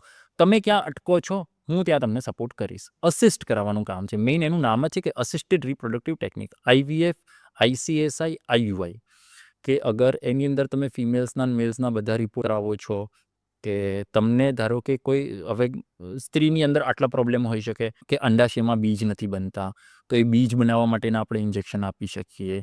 કે ચલો એક ટ્યુબ બ્લોક છે, ફેલોપિયન ટ્યુબ જેને કહેતા હોય છે, ગર્ભાશયની આજુબાજુની નળીઓ, એ બ્લોક છે તો એની આપણે દવા કરી શકીએ. કે હવે ગર્ભાશયની અંદરની દિવાલ એટલી જાડી નથી થતી જેથી બાળક ત્યાં ચોંટી શકે, તો આપણે એની દવા કરી શકીએ. એટલે જ્યાં પ્રેગ્નન્સી અટકતી હોય છે ત્યાં પ્રેગ્નન્સીને આપણે અસિસ્ટ કરીએ. એનું નામ જ છે ART. અને એની અંદર જે બધી ટ્રીટમેન્ટ્સ થતી હોય છે એ છે IVF. IVF મતલબ ઇન વિટ્રો ફર્ટિલાઇઝેશન. ICSI મતલબ ઇન્ટ્રાસાઇટોપ્લાઝમિક સ્પર્મ ઇન્સેમિનેશન. IUI મતલબ ઇન્ટ્રા યુટ્રાઇન મતલબ ઇન્સેમિનેશન, ઇન્ટ્રાયુટ્રાઇન ઇન્સેમિનેશન. IUI જેને કહેતા હોઈએ છીએ. મેલની અંદર ક્યાં અટકે છે? કે મેલમાં કોઈ જગ્યાએ અટક છે કે મેલની અંદર સ્પર્મ કાઉન્ટ એટલા બધા નથી, તો આપણે એના સ્પર્મને લઈને વોશ કરીને પછી ડાયરેક્ટ ફિમેલની અંદર નાખતા હોય છે. જો હું તમને આ 3 વસ્તુઓ સમજાવી દઉં. IUIનો મતલબ છે ઇન્ટ્રાયુટ્રાઇન ઇન્સેમિનેશન. એની અંદર એવું હોય છે કે ફિમેલનું બીજ બરોબર બને છે, ફિમેલના ગર્ભાશયમાં કોઈ પ્રોબ્લેમ નથી, મેલની અંદર થોડે સ્પર્મની ક્વોલિટી અને કાઉન્ટ થોડોક ઓછો છે.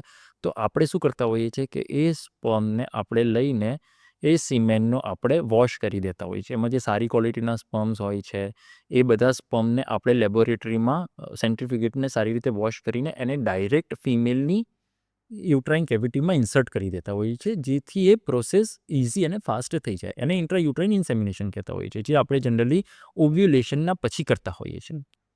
એ છે IUI. એના પછી છે ICSI, કે ઇન્ટ્રાસાઇટોપ્લાઝમિક સ્પર્મ ઇન્સેમિનેશન, કે જે સ્ત્રી બીજ છે એને લેબોરેટરીની અંદર એક સિંગલ સ્પર્મ સાથે, આ બી ટેકનોલોજી છે કે એક સિંગલ સ્પર્મ સાથે એને ફર્ટિલાઇઝ કરીએ. ICSI છે, એ લેબોરેટરીની અંદર થતું હોય. IVFનો મતલબ એવું છે કે તમે સ્ત્રી બીજ બી બહારથી લઈ લો છો, પુરુષ બીજ બી બહારથી લઈ લો છો, એને ફર્ટિલાઇઝ કર્યા પછી એનો બ્લાસ્ટોસિસ જ્યારે થઈ જાય ત્યારે તેને ગર્ભાશયની દિવાલની અંદર ચોંટાડો છો. જનરલી તમે જોયું હોય તો IVFમાં ટ્વિન્સ થતા હોય છે, કે એમાં એવું હોય છે કે ડૉક્ટર મતલબ બાળક રહેવાના 50% ચાન્સ હોય છે IVFની અંદર, IVFની સાયકલમાં. તો 2 ફર્ટિલાઇઝ કરેલા એગ ઇમ્પ્લાન્ટ કરતા હોય છે એ લોકો. જનરલી બહુ ઓછા કિસ્સામાં એવું હોય છે કે આગળ જઈને ટ્વિન્સમાં કન્વર્ટ થઈ જાય અને બંનેના બંને ચોંટી જાય, પણ એટલીસ્ટ એક તો ચોંટી જશે એ ચાન્સીસ સાથે. એનાથી વધારે ગવર્મેન્ટ પરમિશન નથી આપતી, એટલે ટ્રિપલેટ, ક્વોડ્રપ્લેટ એ બધું નથી જોવા મળતું, પણ ટ્વિન્સ થતા હોય છે. કેમ કે આપણે 2 એકી સાથે મૂકીએ છીએ એટલે આપણે એના જે ફેઇલરના ચાન્સીસ છે એ ઘણા ઓછા થઈ જાય. જેમ કે તમે સાંભળ્યું હોય તો આઈવીએફની લીગલ એજ છે 21 થી 50 વર્ષ સુધી. સિદ્ધુ મૂસેવાલાની જે મધર હતી હમણાં એમને આઈવીએફ કરાવ્યું હતું, એના ઉપર કેસ થયો હશે. કેમ કે એમને કેસ થયેલો છે એનું મને આગળ નથી ખબર કે શું થયું, બટ એ વસ્તુ મેં સાંભળેલી હતી કે એમના ઉપર કેસ થયો કેમ કે એમને 55ની એજમાં આઈવીએફ કરાયેલું છે, which is illegal by Indian government norms, કે તમે 55ની એજમાં આઈવીએફ ના કરાવી શકો. It is very risky. 21 થી 50 મેક્સિમમ છે. 50ની ઉપર તમે આઈવીએફ કરાવો which is very risky for the body.